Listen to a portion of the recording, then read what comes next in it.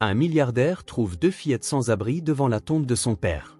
Elles le regardent et disent « Pardon papy, on est venu te voir ».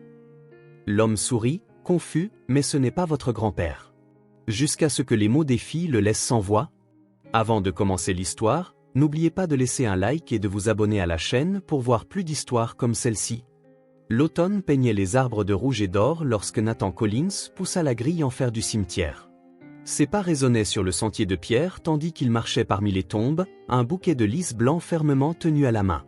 Cela faisait exactement 1 an que William Collins, un magnate des affaires et son père, étaient décédés. Nathan ajusta son manteau sombre contre le vent glacial.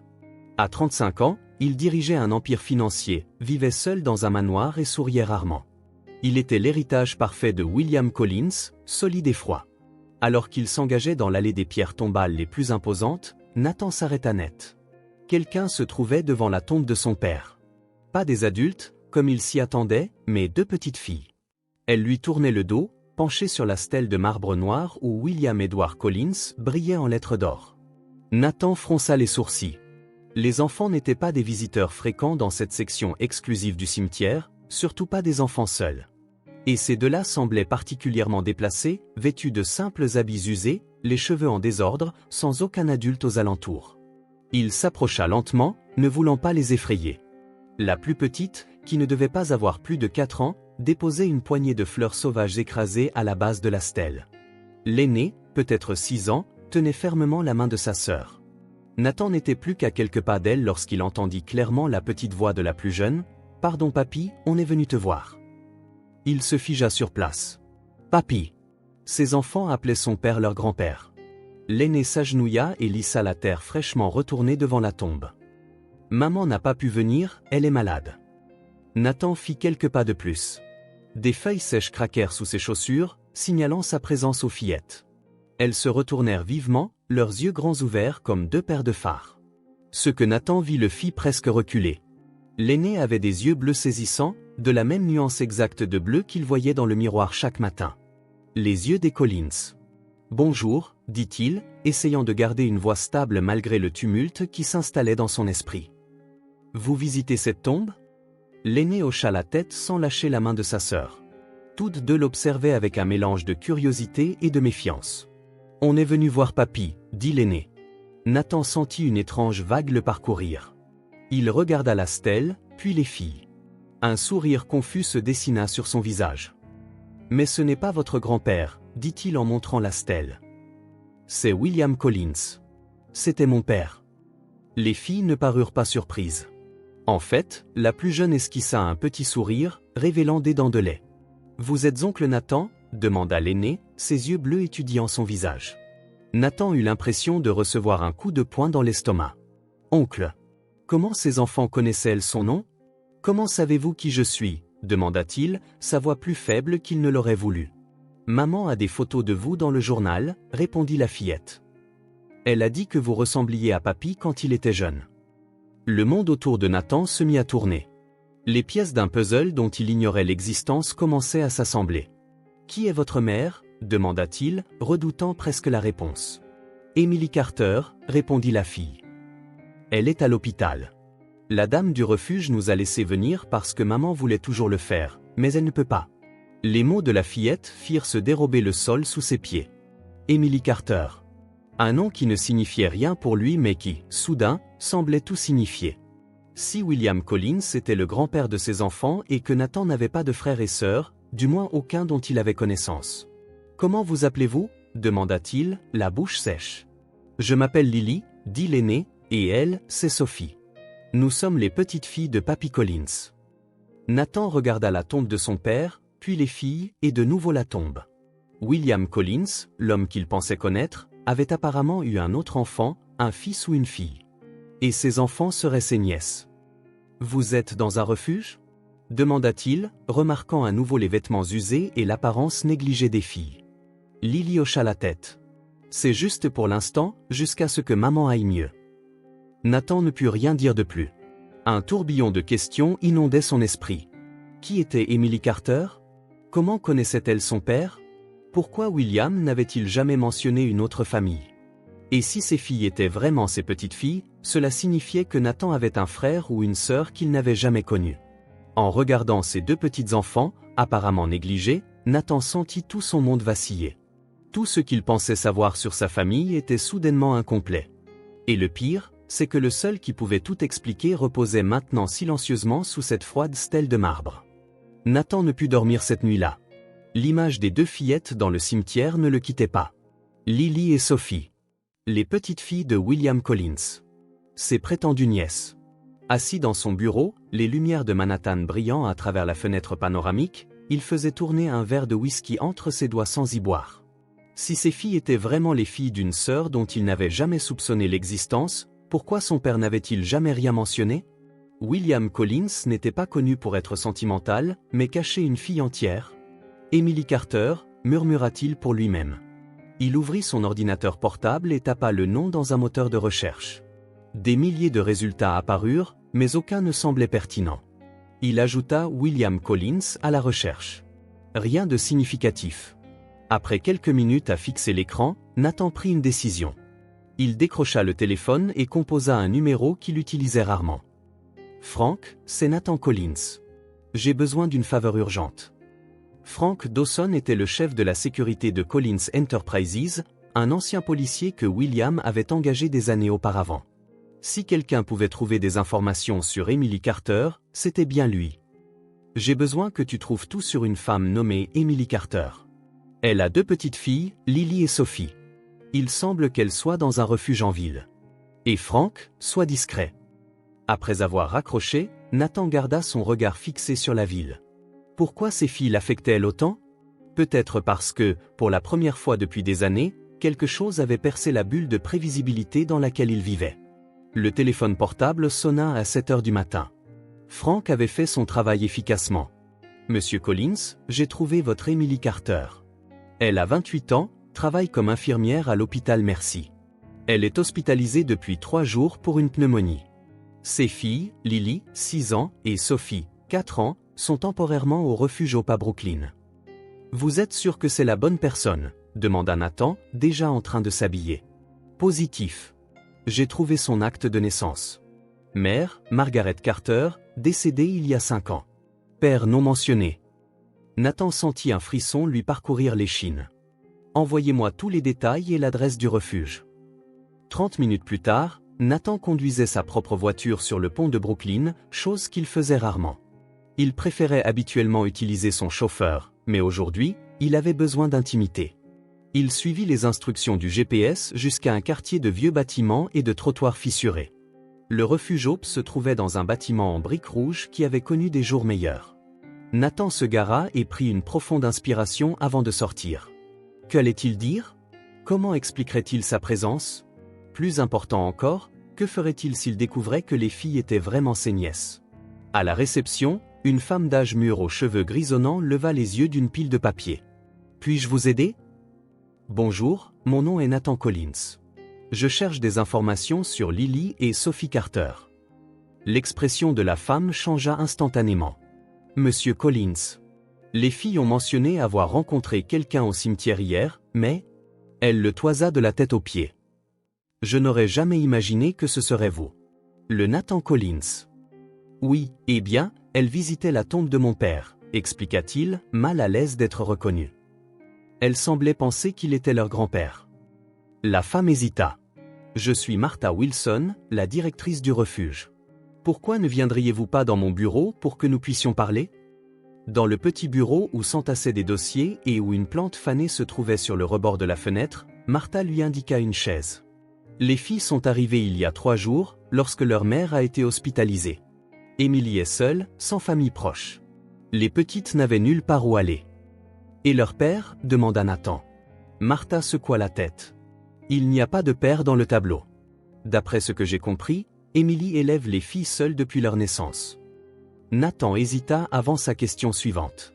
Madame Wilson, les filles ont dit que mon père, William Collins, était leur grand-père. Est-ce que cela signifie qu'Emily serait votre sœur? Conclut Martha en haussant les sourcils. Je ne connais pas tous les détails, Monsieur Collins, mais Emily a mentionné une fois que sa mère avait eu une relation avec un homme puissant qui n'a jamais reconnu la paternité. Un nœud se forma dans la gorge de Nathan. J'aimerais les voir. Les filles. Et j'aimerais aussi des informations sur comment trouver Emily à l'hôpital. Martha l'étudia un instant. Les filles sont dans la salle de jeu. Je peux vous y emmener. Quant à Emily, elle est à l'hôpital Mercy, chambre 412. Mais, Monsieur Collins, ces enfants ont déjà traversé tellement de choses.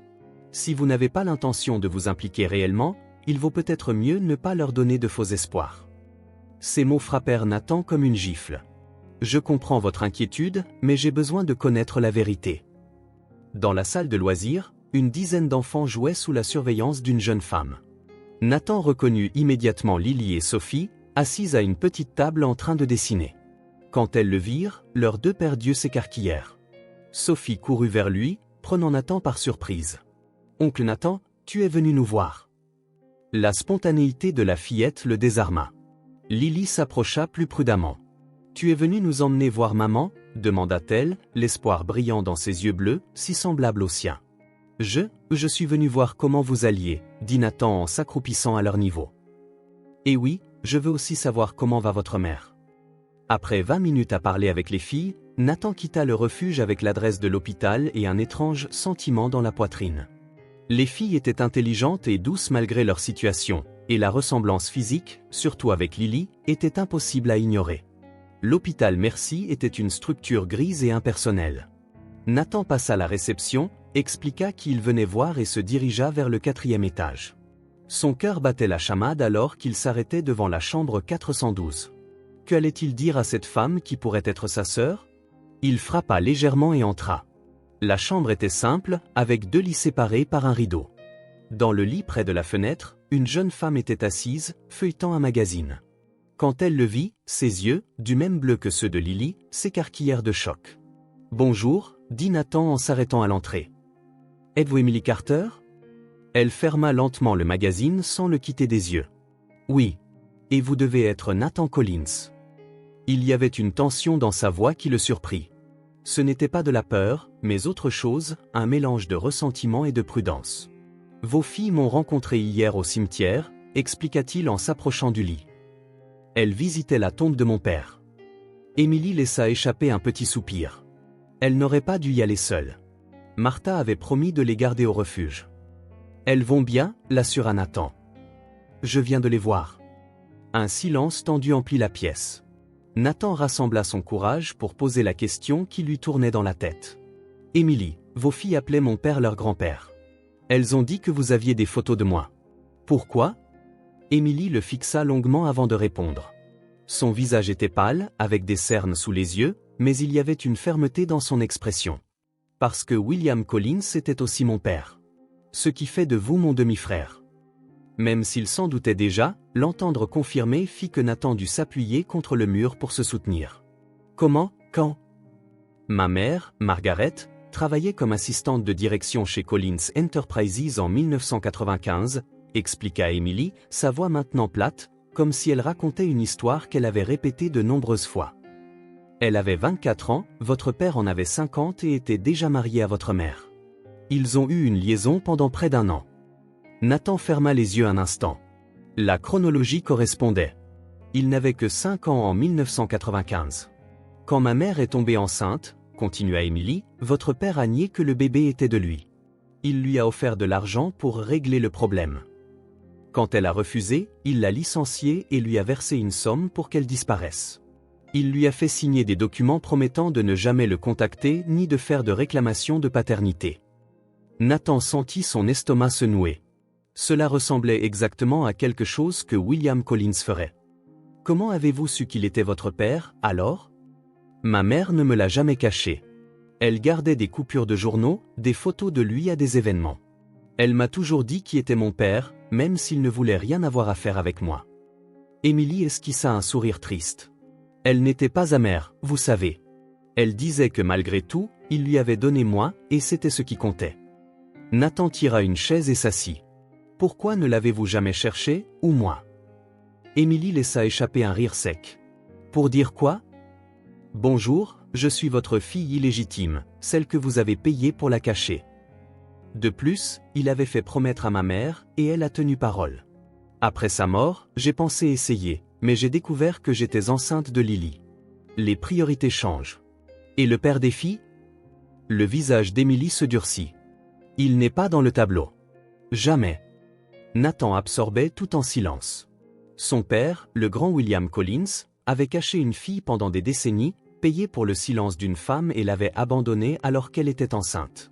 Quand j'ai appris la mort de William, poursuivit Emily, j'ai envisagé d'aller à l'enterrement, mais ça me semblait déplacé. Il ne m'a jamais voulu dans sa vie, pourquoi m'aurait-il voulu dans sa mort? Mais j'avais promis aux filles qu'un jour je les emmènerais voir la tombe de leur grand-père. Je n'imaginais simplement pas que ça se passerait comme ça. Nathan regarda cette femme qu'il venait de rencontrer, qui portait le même sang que lui. Une demi-sœur que son père avait délibérément cachée. Emily, je n'en avais aucune idée. Si vous aviez su, qu'auriez-vous fait? Demanda-t-elle, son ton maintenant provocateur. M'auriez-vous cherché? J'en doute fort. Vous, les Collins, vous êtes tous les mêmes. Vous ne vous souciez que de l'empire, des apparences. Ce n'est pas juste, protesta Nathan. Je ne savais rien de vous avant hier. Et maintenant que vous savez, que voulez-vous, Nathan? De la culpabilité, de la curiosité. Ou êtes-vous inquiet que j'aille voir la presse avec le compte sordide du grand William Collins? Je veux aider, répondit-il, surpris par sa propre sincérité. Vos filles, mes nièces, sont dans un refuge. Vous êtes malade. Nous sommes de la même famille. Émilie secoua lentement la tête. Non, Nathan. Nous partageons le même sang, mais cela ne fait pas de nous une famille. La famille, ce sont les gens qui sont là les uns pour les autres, qui se soutiennent. Je n'ai pas besoin de votre charité tardive. Ce n'est pas de la charité, insista-t-il. C'est le moins que je puisse faire. Pourquoi? Pour soulager votre conscience ou pour nettoyer la mémoire de votre père? L'amertume dans ses mots le piqua. Nathan se leva, choqué par l'hostilité défensive d'Emily. Il avait imaginé de nombreuses réactions, mais pas cette résistance véhémente. Écoutez, je sais que nous ne nous connaissons pas, et je comprends votre méfiance. Mais vos filles sont mes nièces, vous êtes ma sœur, et je viens de découvrir que mon père m'a caché une partie entière de ma famille toute ma vie. J'essaie de digérer ça autant que vous. Le regard d'Emily s'adoucit légèrement. Un instant, Nathan vit de la vulnérabilité dans ses yeux. Je n'ai pas besoin que tu nous sauves, Nathan. On s'en est bien sorti jusqu'à présent. Dans un refuge? Avec vous à l'hôpital? Nathan regretta ces mots dès qu'ils furent sortis. Le visage d'Emily se durcit à nouveau. Ne me jugez pas. J'ai toujours fait de mon mieux. Une mauvaise passe ne définit pas qui je suis ni comment j'élève mes filles. Nathan prit une profonde inspiration. Je suis désolé, je ne voulais pas juger. Laissez-moi simplement aider, Emily, s'il vous plaît. On peut y aller doucement. Vous devez vous rétablir, et les filles ont besoin d'un endroit meilleur qu'un refuge temporaire. Emily l'étudia longuement. Pourquoi vous souciez-vous autant? Vous venez de nous rencontrer. Parce que... Nathan hésita, cherchant les mots justes. Parce que vous êtes la seule famille qu'il me reste. Et peut-être qu'il est temps de réparer les erreurs de mon père, même s'il n'est plus là pour le faire lui-même. Un lourd silence emplit la pièce. Finalement, Emily parla, sa voix plus calme. Mettons une chose au clair, Nathan. Accepter votre aide ne signifie pas que je vous fais confiance. Et ça ne veut pas dire que vous avez soudainement le droit de prendre des décisions sur nos vies. Si tant est que je décide de l'accepter. Nathan hocha lentement la tête. Je comprends. C'est votre choix. Mais je veux que vous sachiez que je suis là, maintenant, et je ne disparaîtrai pas. Emily ne répondit pas, mais il y avait quelque chose de différent dans son regard. Ce n'était pas de l'acceptation, pas encore. Mais peut-être était-ce le premier pas vers quelque chose qu'aucun d'eux ne pouvait définir. Nathan faisait tourner un stylo entre ses doigts en fixant l'écran de son ordinateur sans vraiment le voir. 3 jours s'étaient écoulés depuis sa rencontre avec Emily à l'hôpital, et il ne pouvait cesser de penser à elle et aux filles. L'idée qu'il avait une famille dont il ignorait l'existence le hantait comme une ombre. L'interphone de son bureau sonna, interrompant ses pensées. Monsieur Collins, Monsieur Davison du conseil est là pour la réunion de 10 heures. Faites-le entrer, Claire, répondit Nathan en redressant sa cravate et en essayant de chasser Emily de son esprit. Robert Davison, directeur juridique de Collins Enterprises depuis plus de 20 ans, entra dans le bureau avec sa posture rigide habituelle. À 60 ans, il était l'un des rares cadres à avoir travaillé directement avec William Collins et à être resté après sa mort. Nathan, salua-t-il d'un signe de tête formel. J'ai reçu votre email sur les contrats en Asie, mais j'avoue être plus curieux de l'autre sujet que vous avez mentionné. Nathan lui fit signe de s'asseoir. Merci d'être venu, Robert. Oui, j'ai une question délicate à aborder. Davison posa sa mallette sur la table. Est-ce que ça a un rapport avec le fait que vous enquêtez sur une femme nommée Emily Carter? Nathan se figea. Comment savez-vous ça? Frank Dawson m'a parlé hier. Il craignait que vous ne soyez victime d'une arnaque par une escroc. Davison se pencha en avant. Nathan, qui est cette femme? Un instant, Nathan envisagea de mentir, mais quelque chose en lui refusa. C'est la fille de mon père. Ma demi-sœur. Le visage de Davison pâlit visiblement. C'est impossible. Ce n'est pas le cas. William a eu une liaison avec sa mère en 1995. Il l'a payée pour qu'elle disparaisse quand elle est tombée enceinte. Nathan observa attentivement la réaction de l'avocat. Mais vous le saviez déjà, n'est-ce pas, Robert? Robert Davison ajusta ses lunettes, clairement mal à l'aise. Votre père m'a consulté au sujet de certains accords de confidentialité à l'époque, mais il n'a jamais confirmé qu'il avait une fille. Eh bien, il en avait une. Et maintenant, elle a 2 filles. Mes nièces. Nathan se leva et se dirigea vers la fenêtre. Elles vivent dans un refuge, Robert. Emily est malade, sans le sou, pendant que je vis dans ce... Il fit un geste autour du luxueux bureau, palais d'entreprise. La voix de Davison prit un ton prudent. Nathan, je comprends votre choc, mais vous devez considérer les implications.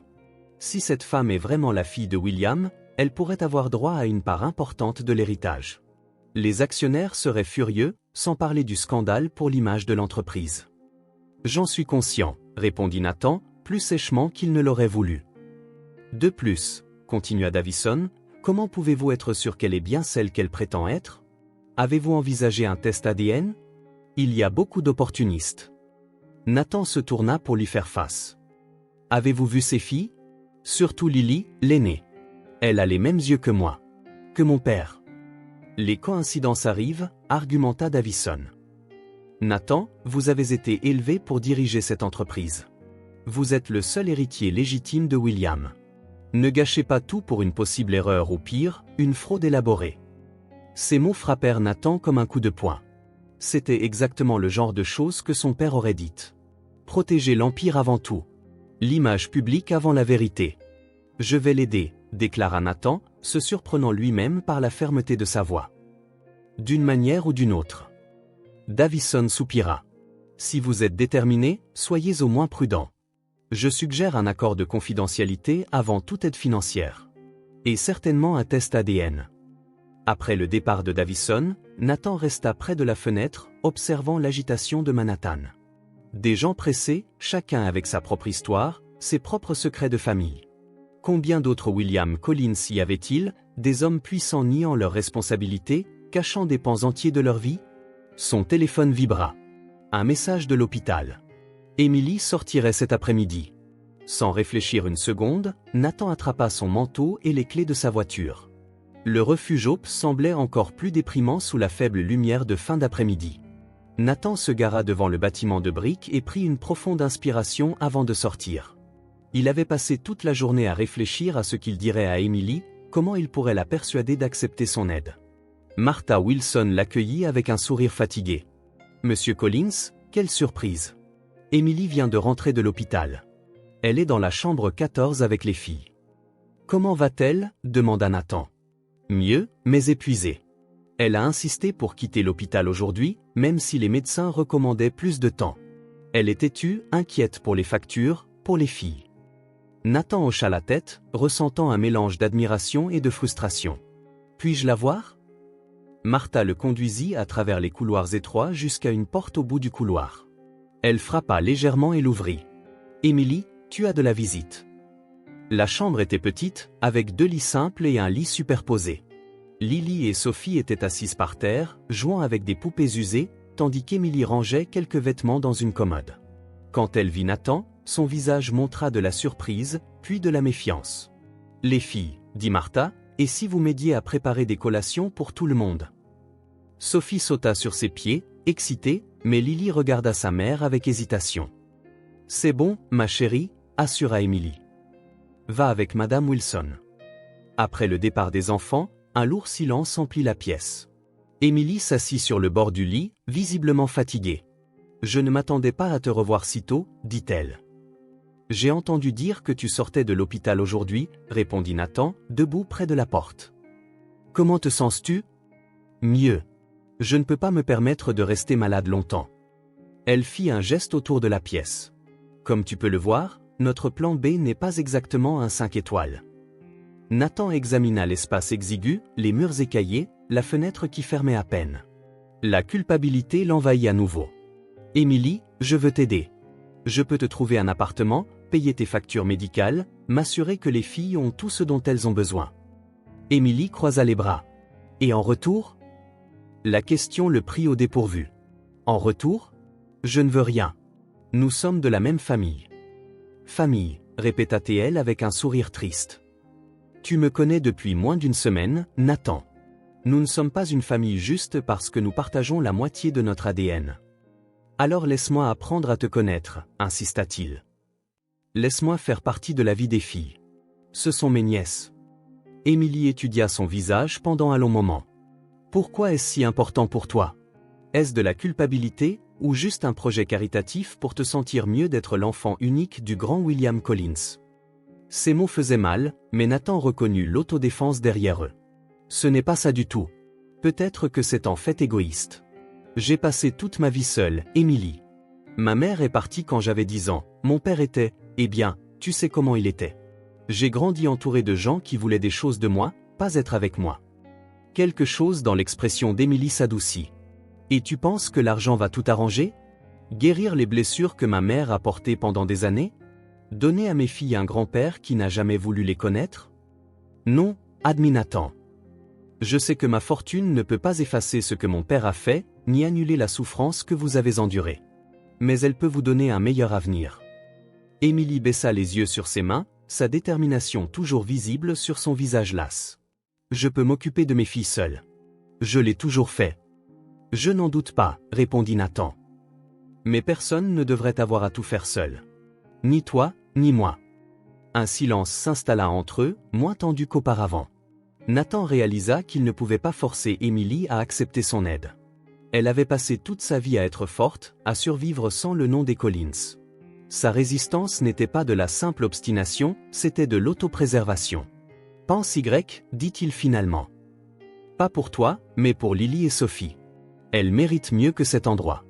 Mieux que de s'inquiéter des factures médicales et du loyer. » Émilie ne répondit pas tout de suite. Quand elle le fit, sa voix était plus basse. « J'y réfléchirai. Mais je ne promets rien. » Pour Nathan, c'était suffisant pour l'instant. Il posa une carte de visite sur la commode. « Mon numéro personnel. Appelle-moi quand tu auras décidé.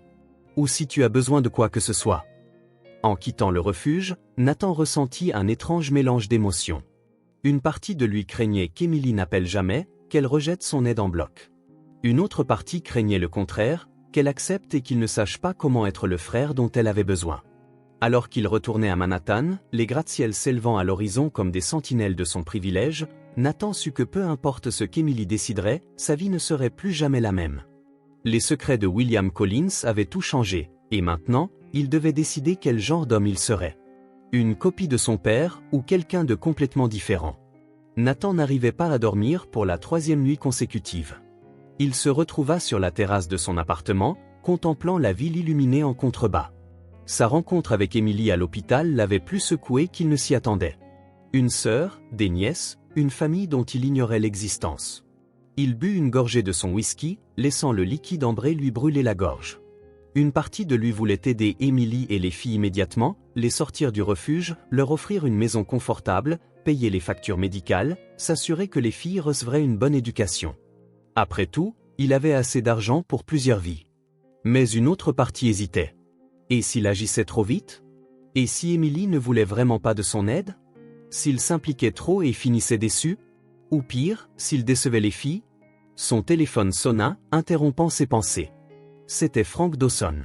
« Monsieur Collins, j'ai les informations que vous avez demandées sur le refuge Hope. » La voix grave de Frank semblait fatiguée, même au téléphone. « C'est un endroit décent, financé principalement par des dons privés. Ils accueillent des familles en crise temporaire pour un maximum de 3 semaines. 3 semaines, fronça les sourcils Nathan. Et ensuite? Ensuite, les familles doivent trouver un autre endroit. Emily Carter et les filles y sont depuis 5 jours. Elle a été à l'hôpital pendant 3 de ces jours. Nathan le remercia et raccrocha. 3 semaines, ce n'était pas beaucoup de temps. Emily serait faible après sa pneumonie, probablement incapable de travailler pendant un certain temps. Où irait-elle ensuite? Il regarda de nouveau la ville, pensant au regard défensif d'Emily. Elle ne voulait pas de sa charité, elle l'avait clairement indiqué. Mais et s'il y avait une autre manière, une qui respecterait sa fierté tout en offrant une aide réelle? Le lendemain matin, Nathan se rendit au refuge Hope. Martha Wilson l'accueillit avec un sourire fatigué mais sincère. « Monsieur Collins, quelle agréable surprise. Êtes-vous ici pour voir les filles? » « En fait, j'aimerais d'abord vous parler, » répondit-il en la suivant dans son petit bureau. « Je veux aider, mais d'une manière qu'Emily puisse accepter. » Martha lui indiqua une chaise. C'est une femme fière, et elle a de bonnes raisons de se méfier de la famille Collins. « Je sais, » admit Nathan. « C'est pourquoi j'ai besoin de vos conseils. De quoi le refuge a-t-il le plus besoin en ce moment? Et de quoi Emily et les filles auront-elles besoin quand elles partiront? » Les yeux de Martha s'illuminèrent. « Eh bien, pour le refuge, nous avons toujours besoin de fournitures de base, nourriture non périssable, produits d'hygiène, literie. Notre système de chauffage ne fonctionne aussi qu'à moitié de sa capacité. » Au cours de l'heure suivante, Nathan écouta attentivement les besoins du refuge et les préoccupations spécifiques concernant la situation d'Emily. Martha expliqua qu'Emily aurait besoin de temps pour se remettre complètement de sa pneumonie, que les filles avaient besoin de stabilité et que trouver un nouvel appartement abordable serait le plus grand défi immédiat. « A-t-elle des économies ?» demanda Nathan. Martha soupira. « Presque rien. Les infirmières ne gagnent pas beaucoup, et être une mère célibataire de 2 enfants ?» Elle laissa la phrase en suspens. Quand Nathan quitta le bureau de Martha, il avait un plan. Ce ne serait pas facile, et Emily résisterait probablement encore, mais c'était un début. Sa première étape fut discrète. Un don substantiel au refuge Hope, spécifiquement destiné aux améliorations des installations et aux fournitures. Quand Martha essaya de le remercier abondamment, il lui demanda de ne mentionner le montant du don à personne, surtout pas à Emily. La deuxième étape était plus délicate. Nathan se rendit à l'hôpital où travaillait Emily et rencontra la directrice des soins infirmiers. Il expliqua en partie la situation, qu'Emily était sa sœur nouvellement découverte, qu'elle traversait des difficultés et qu'il voulait aider sans saper son indépendance. « C'est une excellente infirmière, » déclara la superviseure, « mais notre service fait face à des coupes budgétaires. Nous ne pouvons pas offrir de congé maladie payé de plus de 2 semaines. » Après une longue conversation, ils parvinrent à un accord. L'hôpital trouverait des fonds pour prolonger le congé maladie payé d'Emily d'1 mois, lui permettant de se rétablir complètement. Nathan, bien sûr, serait la véritable source de ces fonds, mais Emily n'avait pas besoin de le savoir. 3 jours plus tard, Nathan rendit enfin visite à Lily et Sophie au refuge. Les filles l'accueillirent avec enthousiasme, surtout Sophie, qui se jeta dans ses bras comme si elle le connaissait depuis des années, pas des semaines. « Tu as apporté des cadeaux ?» annonça-t-elle en montrant un petit sac à dos rose près du lit. Sophie, la réprimanda doucement Lily, « On ne demande pas de cadeaux comme ça. » Nathan rit. « Je n'ai pas apporté de cadeaux aujourd'hui. Mais que diriez-vous de ça? Après avoir rendu visite à votre mère à l'hôpital, on peut s'arrêter prendre une glace ?» Les yeux des filles s'illuminèrent, et même Lily ne put cacher son sourire. À l'hôpital, ils trouvèrent Emily assise dans son lit, feuilletant un magazine. Elle semblait moins pâle que lors de sa dernière visite, mais toujours visiblement faible. Son expression en voyant Nathan était un mélange de surprise et de méfiance. « Je pensais que tu avais abandonné, » dit-elle après que les filles soient parties avec une infirmière pour prendre un jus. « Pourquoi penserais-tu ça ?» demanda Nathan en s'asseyant sur la chaise à côté du lit. « Ça fait presque 1 semaine. Je me suis dit que tu avais peut-être réalisé que nous étions trop compliqués pour ton style de vie. » Nathan sourit légèrement. « Présumes-tu toujours le pire des gens ? » « Pas des gens. Des Collins, » répondit-elle. Elle étudia son visage. « Alors, pourquoi es-tu vraiment là, Nathan ? » « Parce que je veux apprendre à connaître ma sœur, » répondit-il simplement. « Et parce que je veux que mes nièces sachent qu'elles ont un oncle qui se soucie d'elles. » Emily détourna le regard, signe que ces mots l'avaient touchée. « Et combien de temps durera cet intérêt ? 1 mois ? 1 an ? jusqu'à ce que quelque chose de plus important se présente? Je ne peux pas prédire l'avenir, Émilie. Tout ce que je peux promettre, c'est que je suis là maintenant, et je veux être là demain aussi. Au retour des filles, la conversation porta sur des sujets plus légers. Nathan resta près de 2 heures, écoutant Sophie décrire un dessin qu'elle avait fait au refuge et Lily expliquer avec des détails surprenants le livre qu'elle lisait. Il observa comment Émilie interagissait avec ses filles, patiente, aimante, ferme quand il le fallait, et ressentit une admiration croissante pour cette femme qui, malgré toutes les difficultés, avait élevé 2 enfants si spéciaux. Comme promis, il emmena les filles prendre une glace après. En les regardant choisir leur parfum avec une excitation enfantine, il ressentit un étrange sentiment d'appartenance qu'il n'avait jamais connu. Au cours des 2 semaines suivantes, Nathan établit une routine. Il rendait visite aux filles au refuge presque tous les jours, apportant souvent de petits cadeaux, rien d'ostentatoire. Juste des livres, des fournitures d'art pour Lily, un petit ours en peluche pour Sophie. Il les emmenait rendre visite à Émilie à l'hôpital, occasionnellement, pour de brèves sorties, le parc, le zoo, une fois le cinéma. Martha l'observait avec un sourire entendu. « Elle s'attache à vous », remarqua-t-elle un après-midi alors que les filles jouaient dans la petite cour du refuge. « Je m'attache à elles aussi », admit Nathan, se surprenant de l'honnêteté de cette déclaration. « Et Émilie ? Commence-t-elle à vous faire confiance ?» Nathan soupira. « C'est compliqué. Parfois, j'ai l'impression que oui. D'autres fois, j'ai l'impression qu'elle tolère juste ma présence pour le bien des filles. » « Donnez-lui du temps », conseilla Martha. Émilie porte des blessures profondes. Quand Émilie sortit enfin de l'hôpital, Nathan était là pour la chercher. Elle sembla surprise de le voir mais ne protesta pas quand il prit son petit sac. « Les filles sont excitées de te voir », dit-il alors qu'il marchait dans le couloir. « Lily a décoré ton côté de la chambre au refuge avec des dessins pour que tu te sentes la bienvenue. » Une ombre passa sur le visage d'Émilie. « Je déteste qu'elle soit coincée dans cet endroit. » « C'est temporaire », lui rappela doucement Nathan. « Et après ? Je n'ai pas l'argent pour le dépôt de garantie d'un nouvel appartement. J'ai à peine de quoi payer le loyer. » Nathan hésita. C'était le moment qu'il attendait, mais il devait être prudent. « À ce sujet, commença-t-il avec précaution, peut-être pourrions-nous parler quand nous serons de retour au refuge. » Émilie lui lança un regard méfiant mais hocha la tête. Au refuge, après des retrouvailles émouvantes avec ses filles, Émilie s'assit enfin avec Nathan dans un coin tranquille de la salle commune. « Alors, de quoi voulais-tu parler ?» demanda-t-elle directement. Nathan prit une profonde inspiration. « J'ai trouvé quelques appartements à louer qui pourraient t'intéresser. Quartier sûr, près d'écoles décentes, à des prix raisonnables. » Émilie haussa un sourcil. « Et comment exactement est-ce que je paie la caution ou le loyer, étant donné que je serai encore en congé maladie pendant un certain temps ?»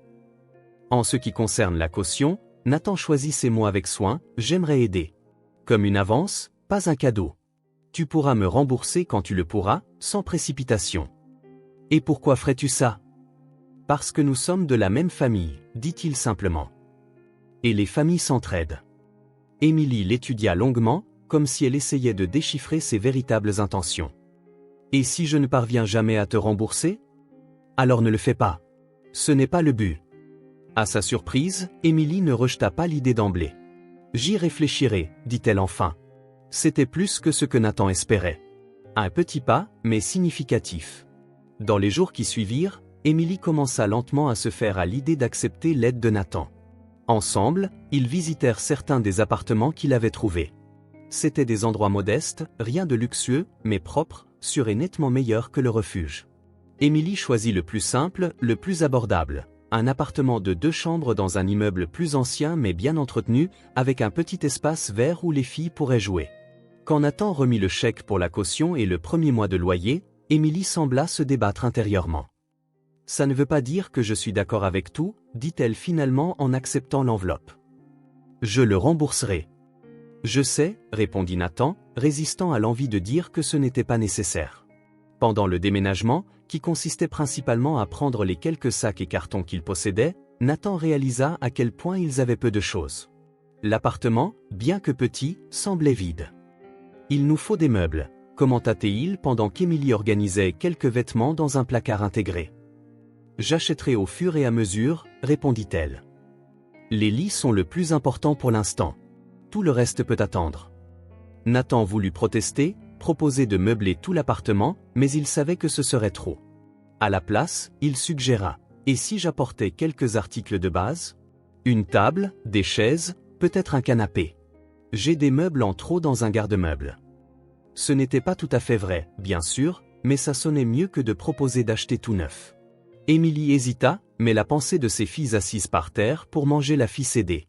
Juste les bases, insista-t-elle. Le lendemain, Nathan arriva avec un camion de livraison transportant des meubles d'occasion, récemment achetés mais intentionnellement faits pour paraître de seconde main. Une simple table à manger avec 4 chaises, un canapé confortable, une commode pour la chambre des filles et quelques lampes. Émilie observa la livraison avec une expression difficile à lire. « Ils ont l'air assez neufs pour des surplus », commenta-t-elle après le départ des déménageurs. Nathan haussa les épaules, essayant de paraître désinvolte. Ils sont dans un garde-meuble depuis un moment. Émilie ne le crut clairement pas, mais à la surprise de Nathan, elle ne discuta pas. Au lieu de cela, elle dit simplement « merci ». C'était la première fois qu'elle le remerciait sans réserve, et Nathan eut l'impression d'avoir gagné une petite bataille. Dans les semaines qui suivirent, Nathan continua ses visites régulières, maintenant à l'appartement au lieu du refuge. Il apportait de petits cadeaux pour les filles et parfois quelque chose de pratique pour la maison, des serviettes, des ustensiles de cuisine, une nouvelle cafetière quand il remarqua que celle d'Émilie était sur le point de rendre l'âme. Chaque cadeau était choisi avec soin pour ne pas ressembler à une démonstration ostentatoire ou à de la charité, mais à un geste sincère d'attention. Progressivement, Émilie cessa de protester contre chaque nouvelle offre. Un soir, après que les filles se furent endormies, Émilie servit à Nathan une tasse de café dans la petite cuisine. « Pourquoi continues-tu à revenir » demanda-t-elle brusquement. La question prit Nathan par surprise. « Comment ça ? Tu as déjà fait plus qu'assez pour apaiser toute culpabilité que tu ressens à propos de ce que ton père a fait. Tu n'as pas à continuer à faire ça. » « Je ne suis pas ici par culpabilité, Émilie, répondit-il en la regardant dans les yeux. « Je suis ici parce que tu comptes pour moi. Nous sommes des étrangers. Tu nous connais depuis moins de 2 mois. » Nathan but une gorgée de son café, réfléchissant à la manière de s'expliquer. « Tu sais, j'ai grandi dans une immense maison avec tout ce que l'argent peut acheter, mais je ne me suis jamais senti à ma place. Mon père travaillait toujours, ma mère est partie quand j'étais jeune. J'étais juste seul. » Émilie l'observa attentivement, son hostilité habituelle momentanément mise de côté. « Quand je suis avec les filles, quand nous sommes tous ici ensemble, même avec toute la tension entre nous, continua-t-il, c'est la première fois depuis longtemps que je ne me sens pas seul. » La sincérité dans les mots de Nathan sembla surprendre Émilie. Elle détourna le regard, sa propre tasse de café blottie entre ses mains. « Elle t'aime beaucoup, admit-elle finalement. Surtout Sophie. Elle n'a jamais eu de figure masculine constante dans sa vie. Est-ce que ça te dérange ?» Émilie réfléchit à la question. « Ça me fait peur, avoua-t-elle. Et si tu te lasses de ça ? Si tu décides que tu as des choses plus importantes à faire ? Elle serait dévastée. » « Je ne disparaîtrai pas, Émilie. C'est ce que tout le monde dit, jusqu'à ce que ça arrive. » Elle soupira. Leur père a promis la même chose. C'était la première fois qu'elle mentionnait le père des filles avec autant de détails. Nathan sentit qu'il marchait sur un terrain sensible. « Que s'est-il passé avec lui » demanda-t-il doucement. Émilie haussa les épaules. L'histoire classique. Une grande romance, de grandes promesses. Quand je suis tombée enceinte de Lily, j'ai découvert qu'il était marié. Il a nié que le bébé était de lui, a dit que j'essayais de le piéger. Elle laissa échapper un rire amer. Tel père, telle fille, je suppose. Il semble que j'ai un don pour choisir des hommes comme William Collins. Je suis désolé, dit Nathan, sincèrement. J'ai continué seul. Quand Sophie est née, 2 ans plus tard, eh bien, disons que je n'apprends pas facilement. Le même homme ? Émilie hocha la tête. Il est revenu, suppliant le pardon, disant qu'il avait divorcé, qu'il voulait faire partie de la vie de Lily. Il était convaincant. Son visage se durcit. Jusqu'à ce que sa femme, la même qu'il n'avait jamais divorcée, m'appelle quand j'étais enceinte de 6 mois. Nathan sentit une colère grandissante envers cet homme qu'il ne connaissait même pas. Les filles ont-elles un contact avec lui ? Aucun. Il a déménagé hors de l'État peu de temps après, a bloqué mon numéro. La dernière fois que j'ai eu de ses nouvelles, c'était un avocat proposant un accord pour renoncer aux droits parentaux en échange de mon engagement à ne jamais demander de pension alimentaire. Elle haussa les épaules. J'ai signé. Je ne voulais rien de lui de toute façon. La conversation laissa Nathan pensif. Émilie avait toutes les raisons d'être méfiante. D'abord abandonnée par son père, puis par le père de ses enfants. Des hommes qui promettaient et qui échouaient. Je ne suis pas comme eux, dit-il finalement.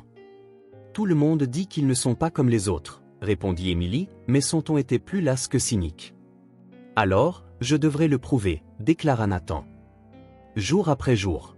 Quand Nathan quitta l'appartement cette nuit-là, il sentit qu'il comprenait enfin mieux la résistance d'Émilie. Il était aussi plus déterminé que jamais à lui montrer qu'il pouvait être digne de confiance, qu'il ne s'évanouirait pas comme les autres hommes de sa vie. Sur le chemin du retour, son téléphone sonna à plusieurs reprises. Son avocat, essayant de le joindre avec des nouvelles urgentes sur les implications juridiques de son implication avec Émilie et les filles. Mais pour la première fois de sa vie professionnelle, Nathan éteignit son téléphone portable, déterminé à ne rien laisser interférer avec ce qui comptait vraiment. Demain, il s'occuperait des avocats et de leurs préoccupations. Ce soir, il voulait juste se souvenir du regard des filles quand il avait promis de revenir le week-end pour aider à monter la petite bibliothèque qu'il avait apportée, et du moment rare et précieux où Émilie lui avait souri sans réserve en lui disant au revoir. De petits pas, de petits gestes de confiance.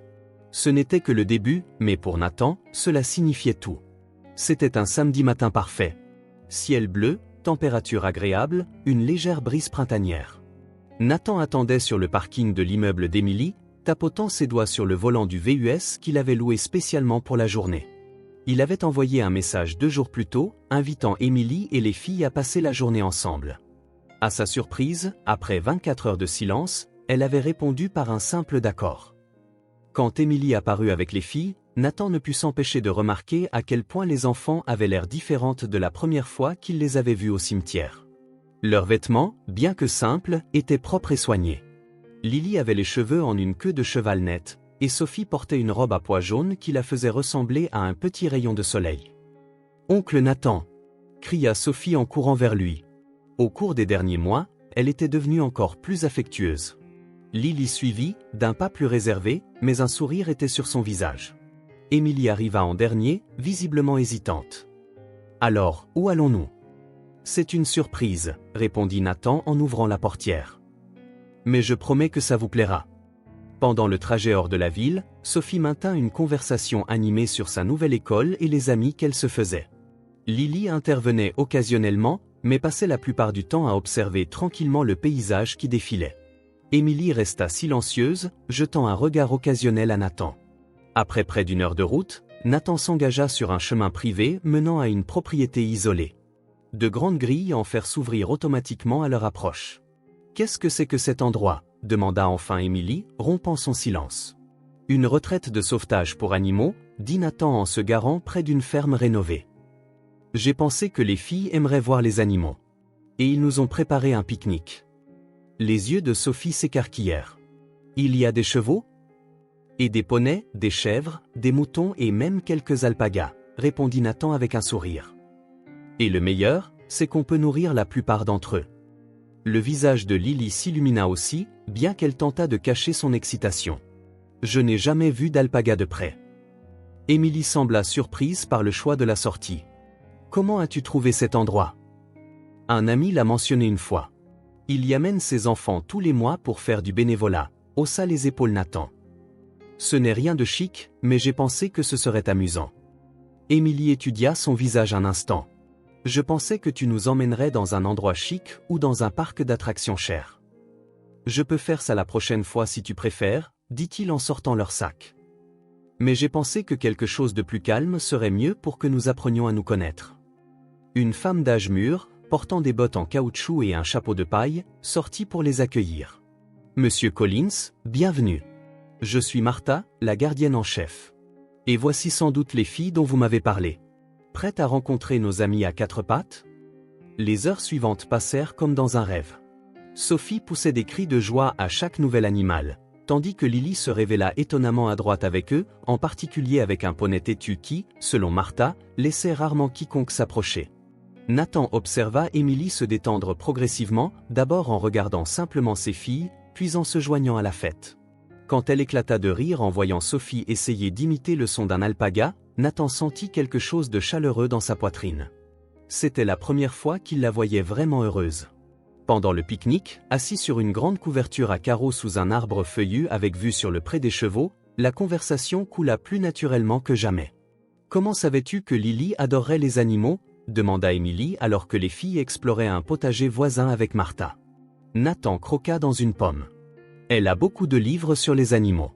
J'ai remarqué la dernière fois que j'étais dans votre appartement. » Émilie parut surprise. « Tu as fait attention ?» ?»« Bien sûr. Pourquoi ne le ferais-je pas ?» Émilie resta silencieuse un moment, tripotant son sandwich sans y manger. Même leur père n'a jamais remarqué ce qu'elles aimaient. C'était la première fois qu'elle mentionnait le père des filles. Nathan sentit sa tension, alors il décida de ne pas insister. « Elles ont de la chance de t'avoir, dit-il simplement. Émilie regarda ses filles au loin. « J'ai toujours voulu leur donner ce que je n'ai jamais eu, la stabilité, une présence. Ma mère a fait de son mieux, mais elle travaillait tellement. »« Comment était ta mère ?» demanda Nathan doucement. Émilie sourit, un sourire triste et nostalgique. « Forte. Têtue. Elle ne s'est jamais laissée pleurer devant moi, mais parfois je l'entendais la nuit, quand elle pensait que je dormais. »« À cause de mon père ?» Émilie hocha lentement la tête. Elle l'aimait, tu sais. Vraiment. Ce n'était pas juste une employée éblouie amoureuse d'un patron puissant, comme il l'a probablement dit à ses avocats. Nathan baissa les yeux. Il ne m'a jamais rien dit à ce sujet. Ni à personne d'autre, à ma connaissance. Il a juste agi comme si vous n'aviez jamais existé. Un lourd silence s'installa entre eux. Émilie prit une profonde inspiration avant de continuer. Ma mère gardait toutes les nouvelles sur lui. Coupures de journaux, magazines. Quand il est mort, elle était déjà partie depuis 3 ans, mais j'ai continué l'habitude. Je suppose qu'une partie de moi espérait toujours, je ne sais pas, une sorte de reconnaissance, un signe. Je suis désolé, dit Nathan, sentant le poids d'une culpabilité qui n'était pas la sienne, mais qu'il portait quand même. Ce n'est pas ta faute, répondit-elle, comme si elle lisait dans ses pensées. Tu as aussi été une victime de son silence, d'une certaine manière. Quand les filles revinrent, portant de petits pots avec des plants de fleurs qu'elles avaient plantés dans le jardin, la conversation passa à des sujets plus légers. Mais quelque chose avait changé entre Nathan et Émilie. Une petite barrière était tombée. Plus tard, ils nourrirent les moutons ensemble, et Nathan réussit à prendre une photo parfaite d'Émilie riant alors qu'une chèvre essayait de manger son chemisier. Quand il lui montra la photo, elle parut surprise. « Je ne me souviens même pas de la dernière fois où je me suis vu sourire comme ça. »« Tu devrais sourire plus souvent, » commenta Nathan. « Ça te va bien. » Une légère rougeur colora les joues d'Émilie, et elle reporta son attention sur Sophie qui les appelait pour voir un bébé lapin.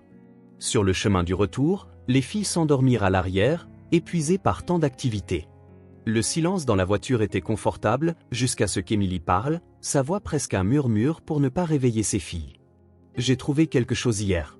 J'organisais des cartons de ma mère qui étaient stockés chez une amie, et j'ai trouvé une enveloppe que je n'avais jamais vue. » Nathan lui jeta un bref coup d'œil avant de se reconcentrer sur la route. Quel genre d'enveloppe? Émilie fouilla dans son sac et en sortit une enveloppe Kraft légèrement froissée. Des lettres. Et quelques documents. Que ma mère a gardés. Elle hésita. C'est à propos de ton père et d'elle.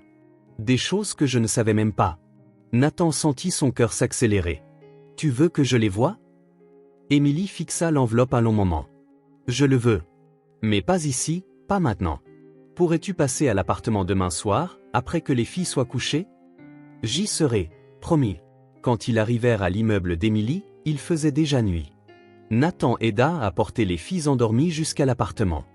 Après les avoir mises au lit, il trouva Émilie dans le petit salon.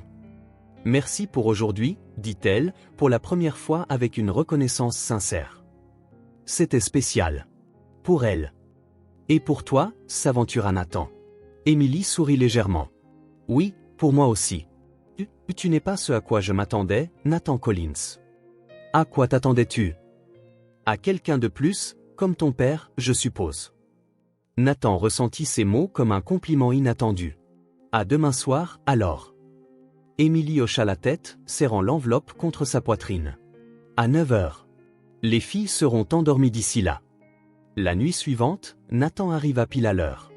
Émilie ouvrit la porte, vêtue de vêtements simples, un jean et un t-shirt bleu, les cheveux lâchés, chose qu'il voyait rarement.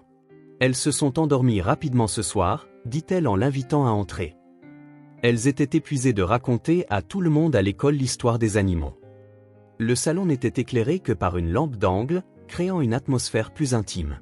Sur la table basse se trouvait l'enveloppe Kraft, ainsi que 2 tasses de thé. « J'ai passé la journée à me demander si je devais te montrer ça », admit Emily en s'asseyant sur le canapé. « Ce sont des choses très personnelles de ma mère. Si tu préfères ne pas le faire, tu n'es pas obligé, dit Nathan en s'asseyant à une distance respectueuse. Emily secoua la tête. Non, tu as le droit de savoir. C'est aussi ta famille. Elle prit une profonde inspiration. De plus, j'ai trouvé quelque chose qui pourrait expliquer pourquoi ton père ne nous a jamais cherchés, même après être devenu veuf.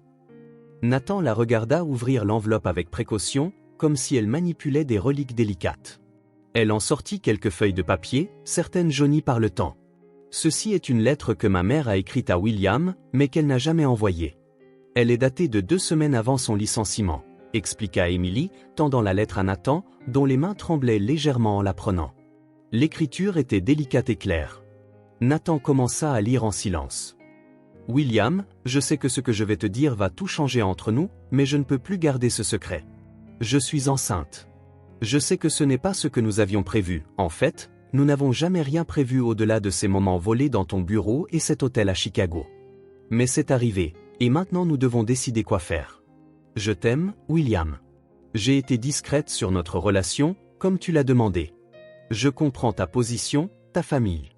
Mais ce bébé fait partie de nous deux, et je ne peux pas prétendre qu'il n'existe pas. » La lettre continuait, alternant entre des déclarations d'amour et des supplications pour la compréhension. Nathan sentit une boule dans sa gorge en imaginant la jeune femme écrivant ces mots pleins d'espoir, ne sachant pas quel sort l'attendait. « Elle ne l'a jamais envoyé, » expliqua Emily. « Elle a décidé de le lui dire en personne. C'est là qu'il lui a offert de l'argent pour résoudre le problème. » Nathan rendit la lettre, se sentant honteux des actions de son père. « Je suis désolé. » « Il y a plus, » continua Emily en prenant un autre document. C'est l'accord de confidentialité qu'elle a signé. Regarde la clause 3. Nathan examina le document juridique, reconnaissant le format standard utilisé par les avocats de son père. La clause 3 stipulait que Margaret Carter ne pouvait en aucun cas contacter un membre de la famille Collins, y compris William lui-même, sa femme ou son fils. Si elle violait l'accord, elle devrait rendre tout l'argent, plus une pénalité. Ma mère a utilisé cet argent pour recommencer, pour nous donner une vie. Elle ne pouvait pas risquer de tout perdre, expliqua Emily. Nathan secoua la tête, incrédule face à la froideur calculée de son père. Mais après qu'il soit devenu veuf? C'est là que ça devient encore plus surprenant, interrompit Emily en prenant une autre feuille. C'est un rapport d'un détective privé, daté de 2015, 1 an après la mort de ma mère. Nathan prit le papier, confus. C'était un rapport professionnel détaillant la vie d'Emily Carter à l'époque, 19 ans, étudiante en soins infirmiers, travaillant à temps partiel dans un restaurant. Il y avait même une photo d'elle sortant de l'université. « Je ne comprends pas, » murmura-t-il. « Ton père a engagé quelqu'un pour enquêter sur moi, » dit Emily, sa voix tremblante maintenant. Il savait que ma mère était morte. Il savait où j'étais, ce que je faisais. Il savait pour moi, Nathan. La réalisation frappa Nathan comme un coup de poing. Il savait, mais il n'a jamais pris contact. Emily hocha la tête, des larmes brillant dans ses yeux. Il a choisi de continuer à nous ignorer, même quand plus rien ne l'empêchait de rencontrer sa fille. Nathan posa le rapport sur la table, ressentant une colère croissante envers l'homme qui l'avait élevé. William Collins avait eu la chance de corriger son erreur, de rencontrer son autre fille, mais il avait de nouveau choisi le silence. « Il y a une dernière chose, » ajouta Emily, sa voix presque un murmure. Elle hésita, puis sortit une autre feuille. C'est une copie d'un test ADN. Nathan fronça les sourcils. Qu'est-ce que tu veux dire? D'après ce que je comprends, à un moment donné, il a dû obtenir un échantillon de moi. Peut-être une mèche de cheveux, je ne sais pas.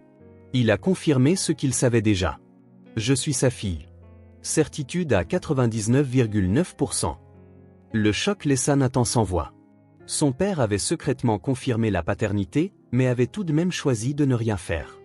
Ni de reconnaître Emily, ni de faire savoir à Nathan qu'il avait une sœur. Sans réfléchir, Nathan tendit la main et prit celle d'Emily. À sa surprise, elle ne la retira pas. Ils restèrent ainsi quelques instants, unis par le silence et les révélations choquantes sur l'homme qui les avait réunis et séparés à la fois. Il ne nous définit pas, dit finalement Nathan. Ce qu'il a fait, les choix qu'il a faits, nous n'avons pas apporté ça. Nous pouvons choisir différemment. Émilie serra légèrement sa main. J'essaie de me dire ça depuis des années. Mais c'est difficile quand tout ce que tu sais, c'est que ton père ne voulait pas de toi. Moi, si, dit Nathan avant de pouvoir y réfléchir. Je vous veux, toi et les filles, dans ma vie. Vous êtes ma famille, Émilie. La seule vraie famille que j'ai jamais eue. Les yeux d'Émilie rencontrèrent les siens, brillant de larmes non versées. Mais il y avait autre chose en eux maintenant, une lueur d'espoir.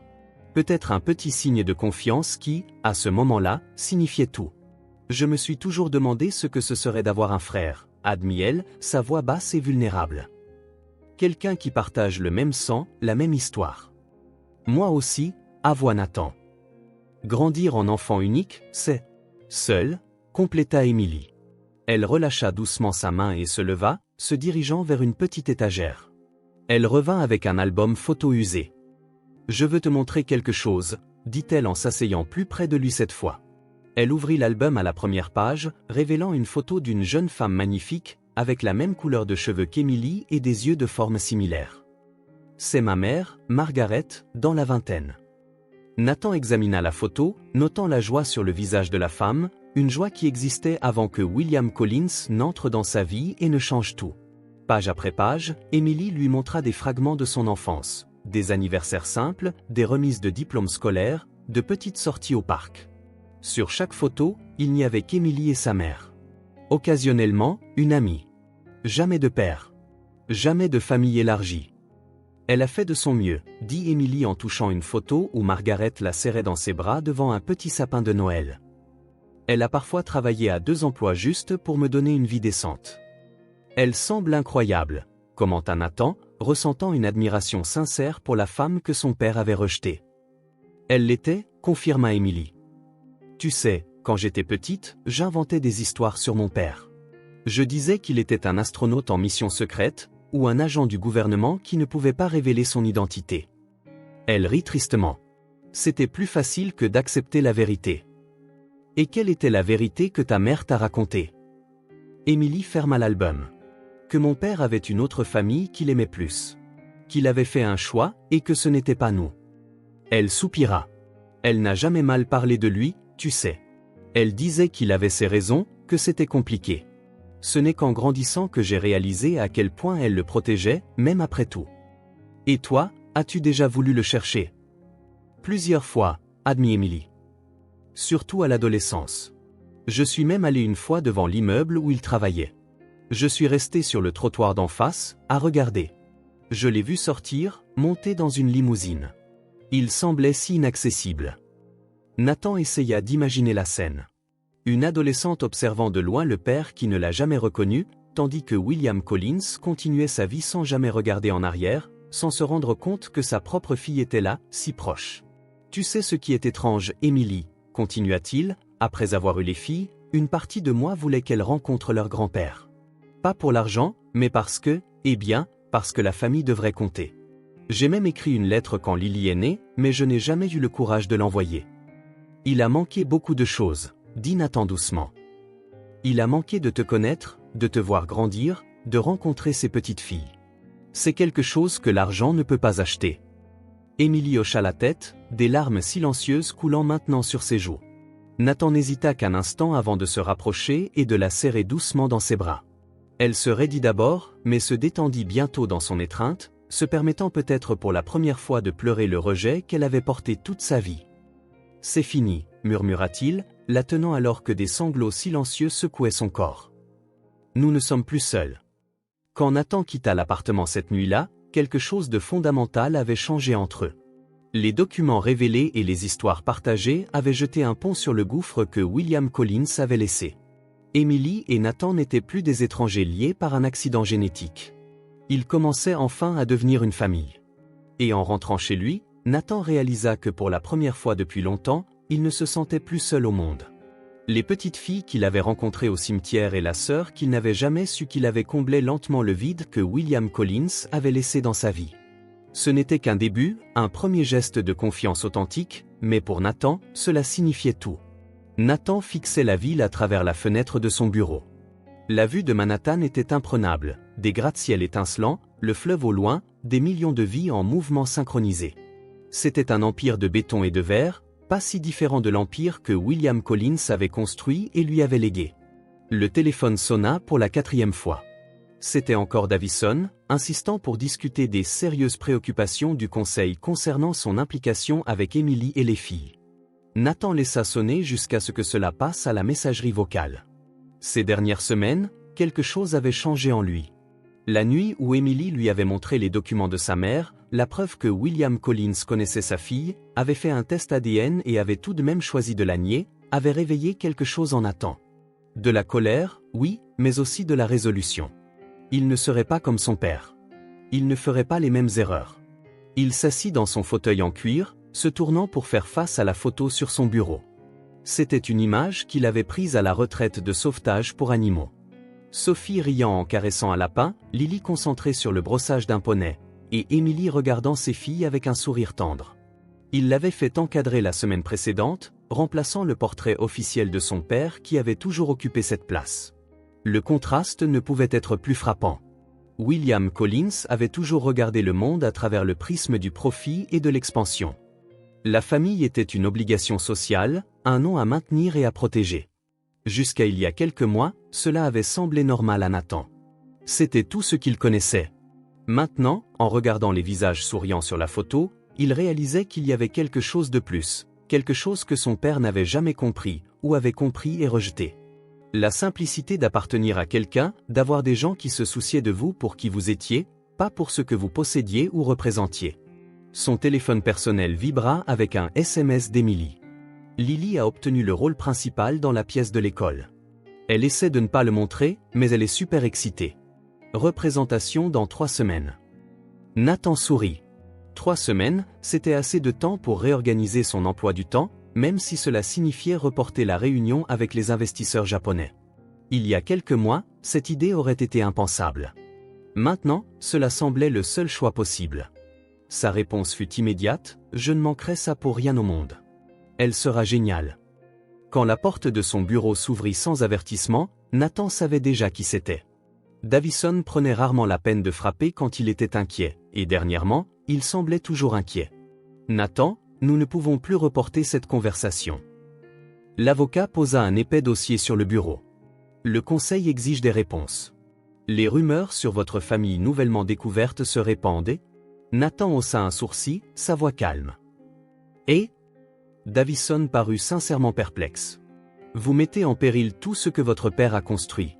Collins Enterprises a toujours été synonyme de stabilité, de prévisibilité. Ces récents développements font que les actionnaires remettent en question votre engagement. » Nathan observa l'homme en face de lui. Cheveux gris, impeccablement vêtu, fidèle à l'héritage de William Collins jusqu'au bout. Davison savait probablement pour Emily depuis le début. Peut-être avait-il même conseillé au père de Nathan d'enterrer ce secret. « Mon engagement, » répéta Nathan, chaque mot pesé, « est exactement là où il doit être en ce moment. » « Nous devons nous concentrer sur ce qui est le mieux pour l'entreprise, » insista Davison. « L'accord que j'ai proposé réglerait tout discrètement. Une somme généreuse à Emily Carter et ses filles en échange d'une confidentialité permanente. » Nathan se leva, ressentant un calme étrange malgré la tension du moment. « Robert, combien de temps avez-vous travaillé avec mon père ? » 30 ans. L'avocat sembla confus par le changement soudain de sujet. 32. Alors vous deviez bien le connaître. Dites-moi, était-il heureux ? La question prit clairement Davison au dépourvu. Heureux ? William était un homme de succès, respecté. Il a bâti un empire. Ce n'est pas ce que j'ai demandé. Davison ajusta sa cravate, mal à l'aise. Son bonheur venait de ses réalisations, Nathan. Il n'était pas un homme sentimental. Il savait séparer les affaires des distractions personnelles. Nathan hocha lentement la tête. Et cela inclut de se débarrasser d'une fille comme s'il s'agissait d'une erreur comptable gênante. Cette situation était compliquée. Non, elle ne l'était pas, répondit Nathan fermement. C'était plutôt simple, en fait. Mon père a eu une fille, il l'a rejetée parce qu'elle ne cadrait pas avec ses plans. Il l'a payée pour qu'elle disparaisse, puis, même en connaissant la vérité, il a choisi de la garder cachée. Simple. Davison resta silencieux, incapable de contester la dure réalité. Vous êtes-vous déjà demandé, poursuivit Nathan, si cela explique pourquoi mon père est mort seul? Pourquoi je pouvais à peine passer une heure dans la même pièce que lui sans me sentir étouffé? Pourquoi son seul véritable lien était avec cette entreprise? Il retourna à la fenêtre, regardant la ville un instant avant de se tourner vers Davison. Je ne vais pas conclure le même marché avec Emily. Je ne paie pas pour faire taire ma propre sœur et mes nièces comme un sale secret qu'il faut cacher. Nathan, soyez raisonnable. Nous parlons de l'héritage de votre père. Exactement, interrompit Nathan. Son héritage, pas le mien. Et je commence à réaliser que je ne veux peut-être pas le porter de la même manière que lui. L'avocat pâlit. Qu'est-ce que ça veut dire? Nathan prit la photo sur son bureau, regardant à nouveau les visages souriants avant de répondre. Ça veut dire que je serai à la réunion du conseil demain. Et je vais leur dire la vérité. Toute la vérité. Que William Collins avait une autre fille. Que j'ai une sœur et 2 nièces. Et que j'ai l'intention de les reconnaître publiquement comme faisant partie de la famille Collins. Davison parut horrifié. Vous ne pouvez pas être sérieux. Les actionnaires vont paniquer. La presse va transformer ça en cirque. Probablement, convint Nathan avec un calme qui le surprit lui-même. Mais pour la première fois de ma vie, j'ai l'impression de faire ce qui est juste. Pas seulement ce qui est attendu. Et si le conseil vote contre vous? S'il menace votre position? La question resta en suspens entre eux. Nathan savait que c'était une possibilité réelle. Les hommes et les femmes du conseil de Collins Enterprises étaient de la génération de son père, conservateurs, soucieux des apparences, averses au risque personnel. Alors peut-être qu'il est temps de reconsidérer ce qui compte vraiment, répondit-il finalement. Ce bâtiment, cette entreprise, où les gens qui, par miracle, sont entrés dans ma vie et m'ont montré qu'il y avait quelque chose de plus. Davison secoua la tête, voyant la détermination dans le visage de Nathan. Ils seront tous là demain, prêts à remettre en question chaque décision que vous avez prise ces derniers mois. Je serai prêt, répondit Nathan. Après le départ de l'avocat, Nathan regarda de nouveau la photo dans sa main. La peur était toujours là, bien sûr. La peur d'échouer en tant que frère et oncle, la peur de perdre ce que son père avait construit, la peur de ne pas être assez fort pour maintenir cette nouvelle vision de la famille qu'il essayait de créer. Mais pour la première fois, la peur ne semblait pas paralysante. Parce que maintenant, il y avait quelque chose de plus grand en jeu. Il prit son téléphone et tapa un message à Emily. « Puis-je passer ce soir? J'ai besoin de te parler de quelque chose d'important. » Sa réponse fut rapide. « Bien sûr. Les filles demandent quand tu viens. Sophie a fait des biscuits à son cours de cuisine et en a gardé pour toi. » Nathan sourit. Des biscuits, probablement tordus et brûlés, faits par une enfant de 4 ans. Quelque chose de si simple, si insignifiant pour la plupart des gens, mais pour lui, à ce moment-là, cela semblait la chose la plus importante au monde. Il jeta un dernier regard à la vue de la ville avant de prendre son manteau. L'Empire Collins serait toujours là demain, quel que soit le résultat de la réunion. Mais ce soir, des biscuits l'attendaient, une pièce de théâtre scolaire à célébrer, et une famille, sa famille, à protéger. Et pour la première fois, le chemin à suivre semblait parfaitement clair. La pluie tombait doucement alors que Nathan et Emily marchaient dans le parc près de son appartement. Les filles étaient restées chez une voisine, donnant aux frères et sœurs une chance de parler sans interruption. Ces derniers mois, ces moments seuls étaient devenus précieux, une occasion de combler les lacunes de leur vie séparée. « Ma mère lui a écrit plusieurs fois », dit soudain Emily alors qu'il s'abritait sous un arbre. « Pas seulement à William, mais aussi à ta mère. » Nathan fronça les sourcils. « À ma mère? Tu n'as jamais mentionné ça avant. » Emily haussa les épaules, regardant les flaques se former sur le sentier. « Je ne pensais pas que ça importerait. Après tout, personne n'a répondu. »« Comment le sais-tu? » ?»« J'ai trouvé les brouillons. » Elle gardait des copies de tout. Emily fourra ses mains dans les poches de sa veste. C'étaient des lettres désespérées, Nathan. Leur parlant de la grossesse, demandant seulement une forme de reconnaissance, pas nécessairement de l'argent. Elle a même envoyé une photo de moi nouveau-né. Nathan sentit un serrement dans sa poitrine. L'idée que sa mère, Victoria Collins, savait pour Emily était quelque chose qu'il n'avait jamais envisagé. Il avait toujours vu William comme le méchant de cette histoire, ou du moins c'est ce qu'il pensait. Combien de lettres? Au moins 12, sur une période de 2 ans. Émilie se tourna pour le regarder. J'ai toujours supposé que ton père les avait simplement jetés sans les lire. Mais maintenant, je me demande si ce n'est pas ta mère qui les a interceptés. La suggestion frappa Nathan comme un coup de poing. Victoria Collins, la matriarche toujours correcte et froide qui avait quitté la famille quand il avait 10 ans. Elle avait toujours blâmé les infidélités de William pour la séparation. Elle n'avait jamais mentionné une maîtresse enceinte. « Je dois vérifier quelque chose », dit-il, son esprit déjà en ébullition avec des possibilités. « As-tu des copies de ces lettres ?»« Quelques-unes. Tu veux les voir ?» Nathan hocha la tête. « Et je dois visiter ?» L'ancienne maison de ses parents. Le manoir des Collins était resté pratiquement intact depuis la mort de William.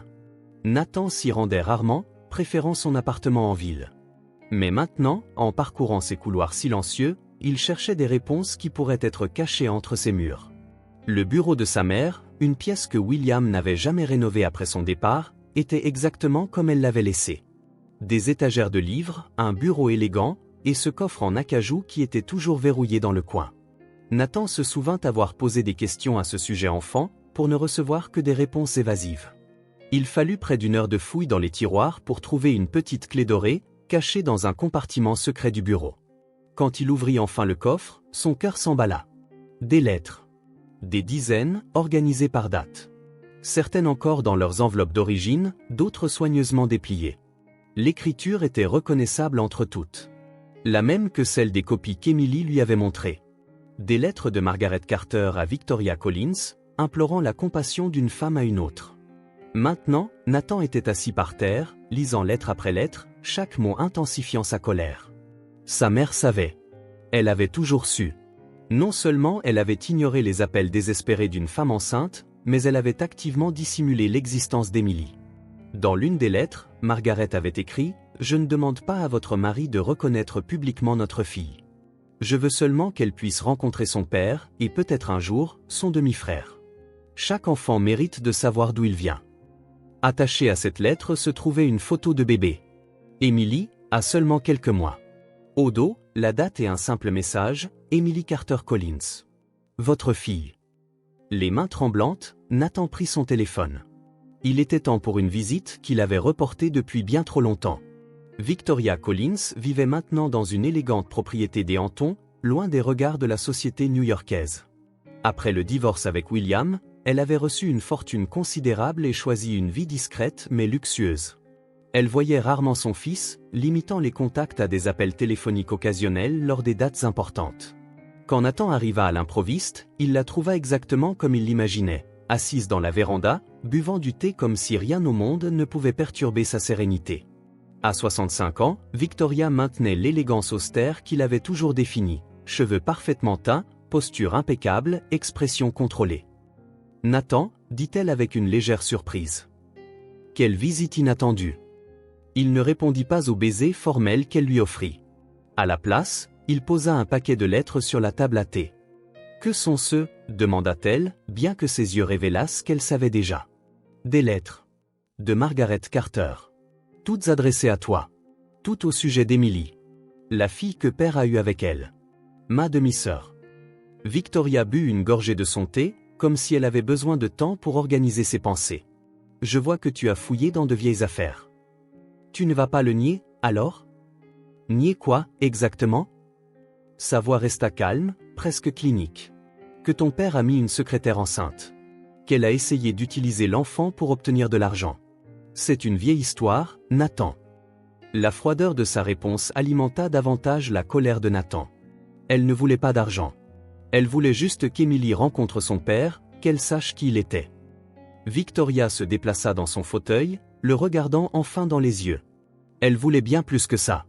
Elle voulait la légitimité, la reconnaissance, une part de la fortune des Collins. Et alors, même si c'était le cas? Nathan éleva la voix. Emily était sa fille. Elle y avait autant droit que moi. Ne sois pas naïf, rétorqua Victoria en abandonnant sa façade sereine. Tu penses qu'elle était la seule? Ton père avait constamment des liaisons. Si nous ouvrions cette porte, nous aurions bientôt des dizaines de femmes prétendant avoir eu ses enfants. Mais Emily était réellement son enfant. Tu le savais. Tu avais ses photos. La ressemblance est indéniable. Victoria détourna le regard. J'ai fait ce qui était nécessaire pour protéger notre famille. Protéger, cria presque Nathan. Tu en as détruit une partie. Tu as condamné une enfant innocente à grandir sans père, une femme à élever sa fille seule. J'ai fait ce que n'importe quelle mère ferait, répondit Victoria, sa voix se durcissant. J'ai protégé mon fils. J'ai protégé ton avenir, ton héritage. Mon héritage, répéta Nathan amèrement. C'est donc de ça qu'il s'agit. L'argent. Ne simplifie pas trop, lança-t-elle. Il s'agissait de ta place dans l'entreprise, dans la société. William était faible. S'il avait reconnu un enfant illégitime, il aurait bientôt tout divisé entre plusieurs descendants. Je ne laisserai pas ton avenir être compromis. Nathan secoua la tête, incrédule.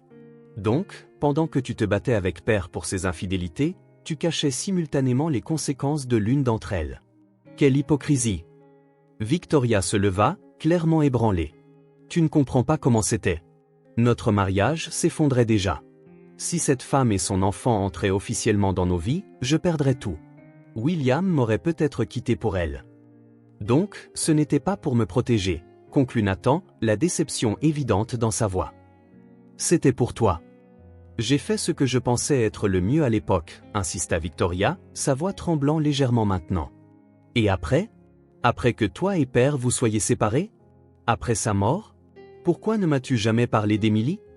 Victoria hésita, et pour la première fois, Nathan vit quelque chose dans ses yeux qu'il n'avait jamais vu auparavant, la culpabilité. C'était trop tard, dit-elle doucement. À quoi bon rouvrir de vieilles blessures? Tu n'as pas seulement caché Émilie de moi, tu l'as condamnée à une vie difficile pour tes propres raisons égoïstes, accusa Nathan. Sais-tu comment elle a grandi? Combien d'heures sa mère a dû travailler pour subvenir à ses besoins, pendant que tu vivais ici, dans ce palais, en prétendant être l'épouse bafouée? Victoria se laissa retomber dans son fauteuil, paraissant soudain plus petite, plus fragile. J'avais peur, avoua-t-elle à voix basse. Peur de tout perdre si William reconnaissait l'autre fille. Peur que tu me détestes si tu l'apprenais. Ensuite, je ne savais tout simplement pas comment te le dire.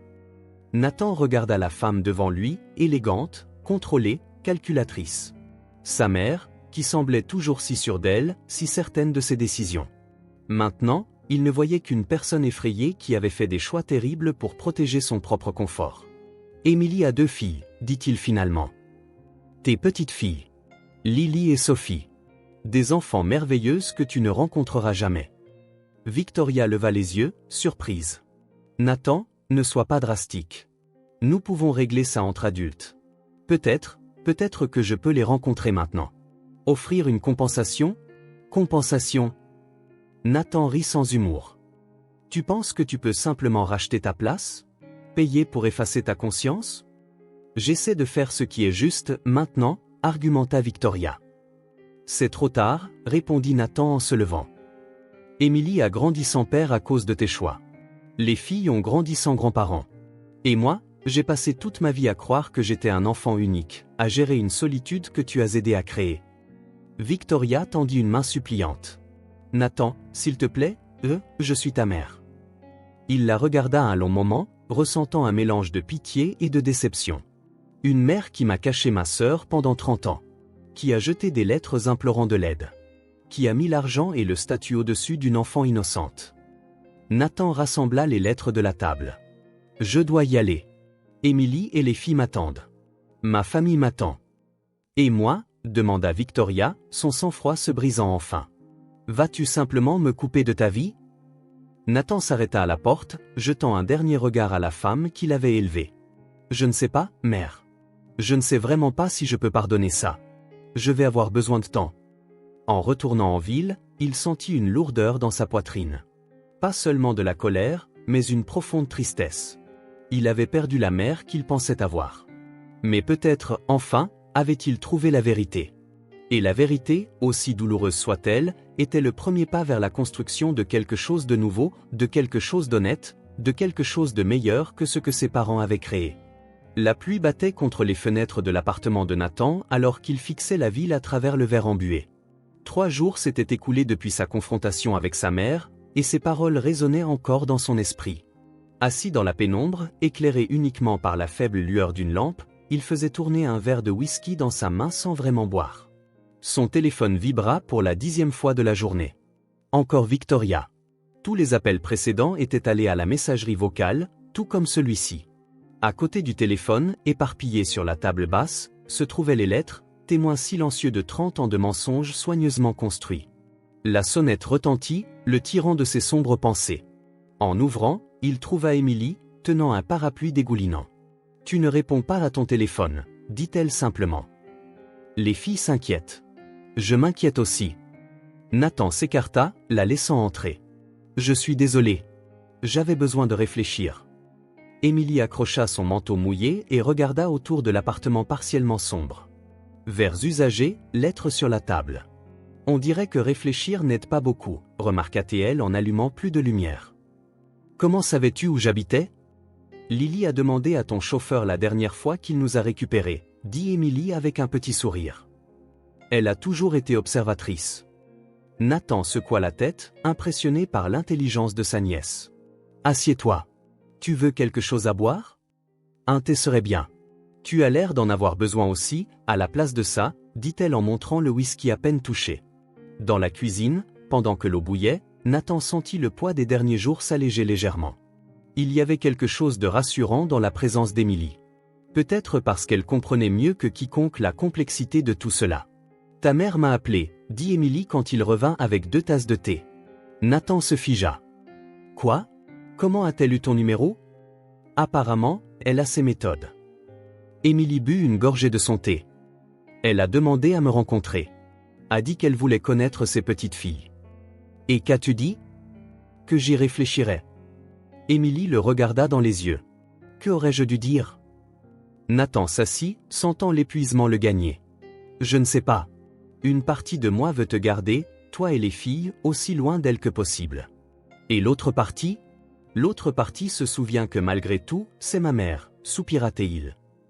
Et la vôtre aussi, d'une certaine manière. La seule grand-mère que Lily et Sophie ont.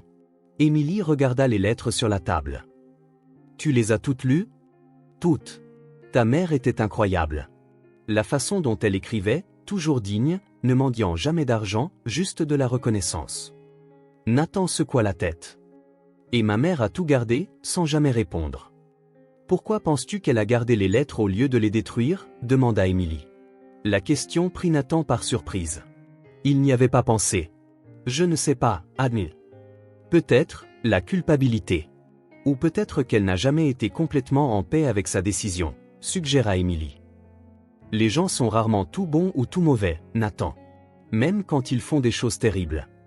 Nathan regarda sa sœur avec une nouvelle compréhension. Malgré tout ce que Victoria avait fait, Émilie ne la jugeait pas aussi durement que lui. Comment peux-tu être si équilibré à ce sujet ? Elle a nié ton existence, elle a gâché toute chance pour toi de rencontrer ton père. Émilie réfléchit un instant. J'ai passé des années à être en colère.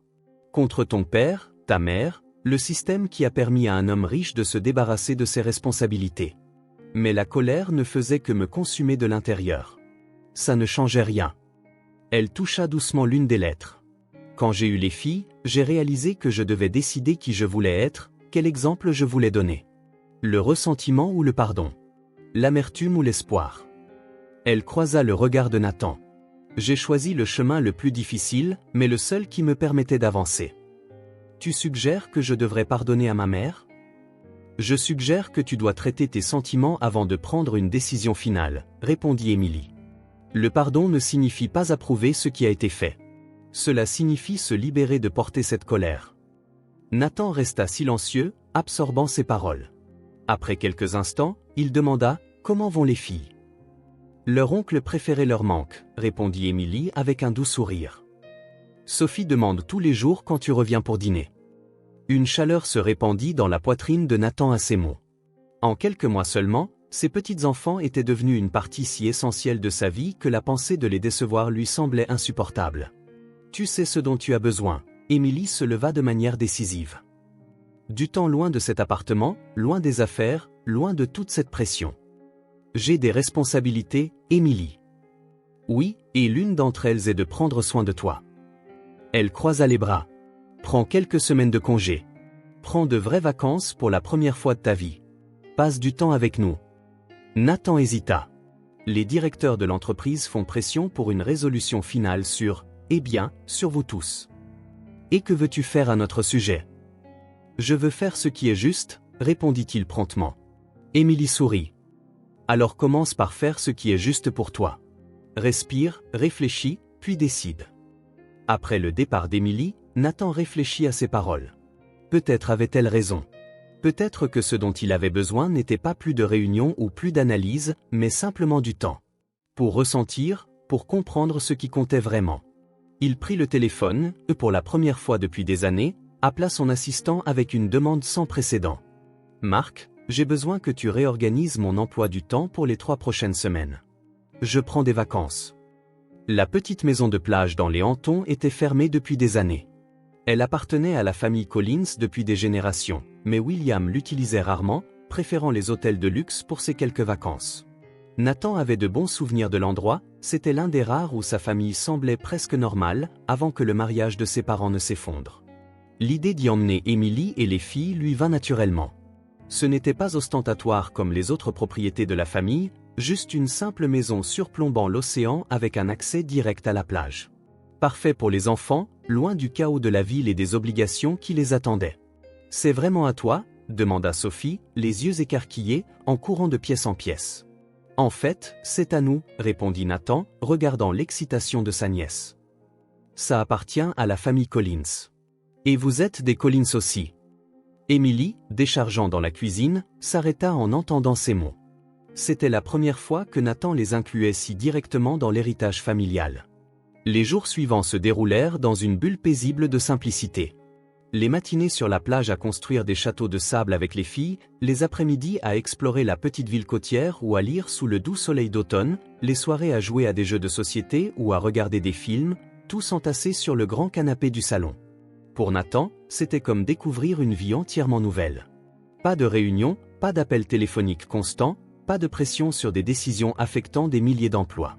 Juste lui, sa sœur et ses nièces, vivant des moments qu'il n'aurait jamais imaginé pouvoir être si épanouissants. Un de ces moments eut lieu sur la plage, lorsque Lily, normalement réservée, s'assit à côté de lui alors qu'il regardait Sophie chasser les mouettes. « Oncle Nathan, commença-t-elle sérieusement, est-ce que tu vas rester avec nous pour toujours ?» La question innocente le frappa au cœur de ses réflexions. « Pourquoi demandes-tu ça, Lily ?» Elle dessinait des cercles dans le sable avec son doigt. « Parce que les gens importants partent toujours. » Nathan sentit un pincement au cœur. « Qui est parti, Lily ?»« Papa l'a fait. Le grand-père qu'on n'a jamais rencontré. La grand-mère de maman. Les adultes promettent toujours de rester, mais ensuite ils disparaissent. » À ce moment-là, Nathan comprit vraiment l'impact de l'abandon à travers les générations. William avait abandonné Émilie, le père des filles les avait abandonnées, et maintenant Lily craignait que le même schéma ne se répète. « Lily, je ne peux pas promettre d'être physiquement présent chaque jour, répondit-il avec soin. Mais je peux te promettre que je serai toujours ton oncle. Je ferai toujours partie de votre vie. Je serai toujours à un coup de fil si vous avez besoin de moi.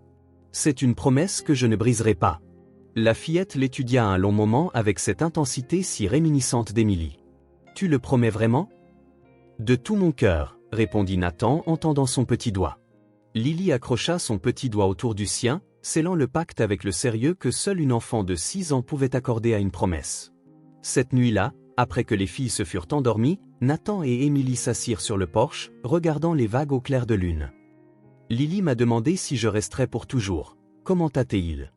Émilie soupira. Elle a peur de s'attacher. Après le départ de leur père, elle est devenue plus prudente avec ses sentiments.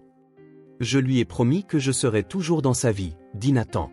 « C'est une promesse que j'ai l'intention de tenir. » Émilie sourit. « Je sais que tu le feras. Tu n'es pas comme eux, Nathan. Tu n'es pas comme notre père, ni le père des filles. Comment peux-tu en être si sûr? Tu ne me connais que depuis quelques mois.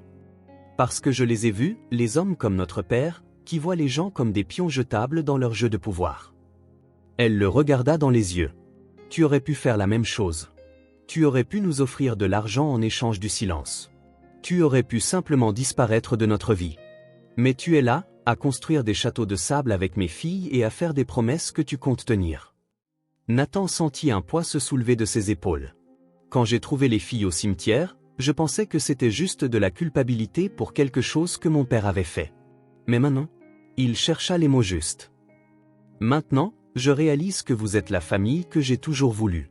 Une vraie connexion, non basée sur des obligations ou des apparences. Même avec tous les problèmes que nous apportons.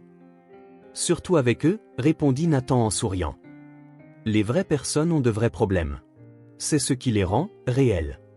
À leur retour en ville après 2 semaines, Nathan était différent. Plus calme, plus centré et absolument sûr de ses prochaines étapes. La salle de conférence de Collins Enterprises était pleine quand Nathan entra. Directeur, avocat et sa mère, tous attendant pour discuter de la situation, comme il l'avait soigneusement étiqueté. Victoria Collins semblait plus âgée depuis leur dernière rencontre. Son visage, normalement impassible, montrait des signes de nuit blanche et d'inquiétude constante. Quand ses yeux rencontrèrent ceux de Nathan, il y vit quelque chose de rare, l'incertitude. Davison, toujours formel, commença la réunion par un compte rendu détaillé de la situation familiale et de ses implications potentielles pour l'entreprise. Des documents furent distribués, des chiffres présentés, des scénarios hypothétiques exposés. Nathan écouta patiemment. Quand ce fut enfin son tour de parler, il se leva calmement. J'apprécie l'analyse approfondie, Robert, mais abordons le point central. J'ai découvert que j'ai une sœur, Emily Carter, la fille de mon père avec Margaret Carter. Emily a 2 filles, mes nièces, Lily et Sophie. Il regarda directement chaque personne dans la pièce. Ce ne sont pas des hypothèses ou des possibilités. Ce sont des faits. Davison se racla la gorge, mal à l'aise. Nathan, personne ne remet en question la relation biologique. La question est de savoir comment gérer cette situation d'une manière qui protège l'entreprise et son héritage. La situation, comme vous l'appelez, a été créée par mon père, qui a choisi de renier sa propre fille, dit Nathan, sa voix résolue. Et a été perpétuée pendant 30 ans par ma mère, qui a caché la vérité, même à moi. Victoria pâlit visiblement. Nathan, nous en avons déjà parlé. J'ai fait ce que je pensais être le mieux à l'époque. Oui, nous avons parlé. Et j'ai passé les dernières semaines à y réfléchir. Nathan ouvrit un dossier devant lui. J'ai demandé aux avocats de l'entreprise de préparer ces documents. Ils sont simples et directs. Il fit glisser une copie vers chaque personne à la table. Je transfère 20% de mes actions dans Collins Enterprises à Emily Carter. De plus, je mets en place un fonds en fiducie pour Lily et Sophie, garantissant leur avenir éducatif et financier. Un murmure se répandit dans la pièce. Davison fut le premier à réagir. Nathan, c'est impulsif. Ces actions représentent une fortune considérable et un pouvoir de vote significatif dans l'entreprise. J'en suis conscient, répondit Nathan. Je suis aussi conscient que ma sœur a été privée de son droit de naissance pendant 3 décennies. Ce n'est que le premier pas pour corriger cette injustice. Victoria se leva, son calme habituel se brisant enfin. Tu ne peux pas faire ça. Pense à l'entreprise, à l'héritage de ton père. Je pense à son héritage, répondit Nathan calmement. Et je décide quelle partie je veux préserver et quelle partie doit être corrigée. Il se tourna vers sa mère. Pendant des années, vous et père avez bâti un empire basé sur des secrets et des sacrifices personnels. Vous avez gagné beaucoup d'argent, mais vous avez perdu bien plus de votre humanité. Je ne suivrai pas le même chemin. Les directeurs commencèrent à exprimer leurs objections, parlant de l'impact sur le cours des actions, la perception du public, l'instabilité potentielle pour l'entreprise. Nathan écouta patiemment, puis reprit la parole. Ma décision est prise. Les documents sont préparés et seront déposés aujourd'hui. Vous pouvez travailler avec moi pour faciliter cette transition, ou je peux trouver une nouvelle équipe de direction qui le fera. La fermeté de sa voix fit taire même les opposants les plus virulents. Un par un, les directeurs et les avocats commencèrent à quitter la salle, jusqu'à ce que seuls Nathan et Victoria restent. « Pourquoi fais-tu ça » demanda-t-elle, sa voix plus vulnérable qu'il ne l'avait jamais entendue. « Est-ce pour me punir » Nathan secoua la tête. « Ce n'est pas une question de punition, mère. Il s'agit de faire ce qui est juste. De créer un autre type de famille. » « Et moi » Victoria parut soudainement frêle. « Ai-je encore une place dans cette nouvelle famille que tu es en train de créer » Nathan sentit un conflit en lui. Une partie de lui voulait couper tous les liens avec la femme qui lui avait menti toute sa vie. Mais il se souvint des mots d'Émilie sur le pardon, sur le choix du chemin le plus difficile. « C'est à toi de décider », répondit-il finalement. Si tu es prête à connaître Émilie et les filles, sincèrement, sans jugement ni manipulation, alors peut-être y a-t-il un moyen d'avancer. Victoria hocha lentement la tête, des larmes non versées dans les yeux. « Quand puis-je les rencontrer ?»« Quand elles seront prêtes, répondit Nathan. Et ça pourrait prendre du temps. La confiance ne se reconstruit pas du jour au lendemain. Une semaine plus tard, Nathan gara sa voiture devant une élégante maison dans une rue calme de Brooklyn. Ce n'était pas un manoir, mais une maison spacieuse et confortable, avec un petit jardin devant et une cour arrière, parfaite pour une famille avec 2 jeunes enfants.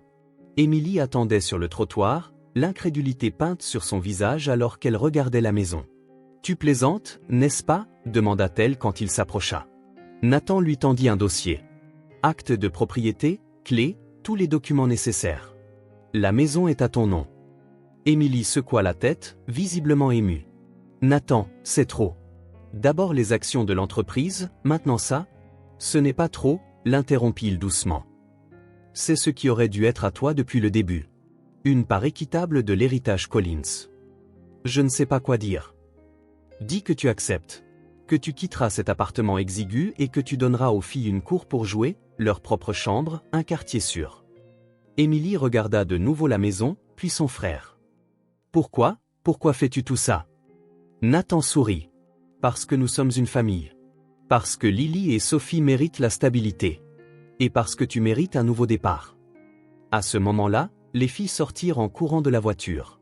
Sophie s'accrocha immédiatement aux jambes de Nathan, tandis que Lily contemplait la maison avec de grands yeux.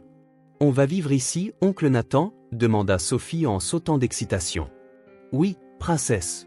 C'est votre maison maintenant. » Lily s'approcha prudemment. « Pour toujours ?»« Pour toujours », confirma-t-il, se souvenant de la promesse qu'il avait faite sur la plage. Émilie sourit enfin, cédant à l'émotion du moment. « Tu veux nous faire visiter, ancien propriétaire ?» Alors qu'il montait le sentier, Nathan sentit une certitude calme s'installer dans son cœur. Collins Enterprises continuerait, s'adaptant aux changements qu'il avait mis en marche. Sa mère aurait le temps de réfléchir à ses choix, peut-être, un jour, de construire des ponts avec la famille qu'elle avait reniée. Quant à lui, il comprenait enfin où se trouvait son véritable héritage. Pas dans les bâtiments portant le nom Collins, pas dans les comptes bancaires ou les actions d'entreprise, mais dans les liens qu'il tissait avec ces 3 personnes qui étaient entrées dans sa vie de manière si inattendue. En Lily, avec sa sagesse précoce et ses yeux observateurs. En Sophie, avec sa joie contagieuse et ses câlins spontanés. Et en Émilie, la sœur qu'il n'avait jamais su qu'il lui fallait, dont la force et la capacité de pardon l'inspiraient à être une meilleure personne. En regardant les filles filer de pièce en pièce, s'exclamant sur leur nouvelle chambre et la balançoire dans le jardin, Nathan réalisa qu'il avait trouvé quelque chose de bien plus précieux que n'importe quelle fortune, un endroit où il appartenait vraiment. Une famille construite non pas par obligation ou par le sang seul, mais par choix, par effort, par amour sincère. C'était un nouveau départ pour eux tous. Un avenir libéré des secrets et des mensonges du passé. Un chemin enraciné dans la confiance qu'ils avaient soigneusement nourrie, conversation après conversation, moment après moment. Émilie s'approcha de lui alors qu'il regardait les filles explorer la cour arrière. « Merci », dit-elle simplement, sa voix pleine d'émotion. Pas seulement pour ça, elle fit un geste vers la maison, mais pour ne pas avoir abandonné, alors qu'il aurait été si facile de le faire. Nathan sourit, ressentant une paix qu'il n'avait jamais connue auparavant. « C'est moi qui devrais te remercier. De m'avoir montré que la famille, c'est bien plus qu'un nom ou un héritage. C'est ici que l'on trouve son foyer. » Alors que le soleil commençait à se coucher, peignant le ciel d'orange et de rose, Nathan sut qu'il avait enfin trouvé son véritable héritage. Pas dans les coffres de l'entreprise ou dans les affaires de son père, mais dans les sourires de ses nièces et l'acceptation de sa sœur. Un héritage qu'aucune somme d'argent ne pourrait acheter, et qu'aucun secret du passé ne pourrait jamais détruire.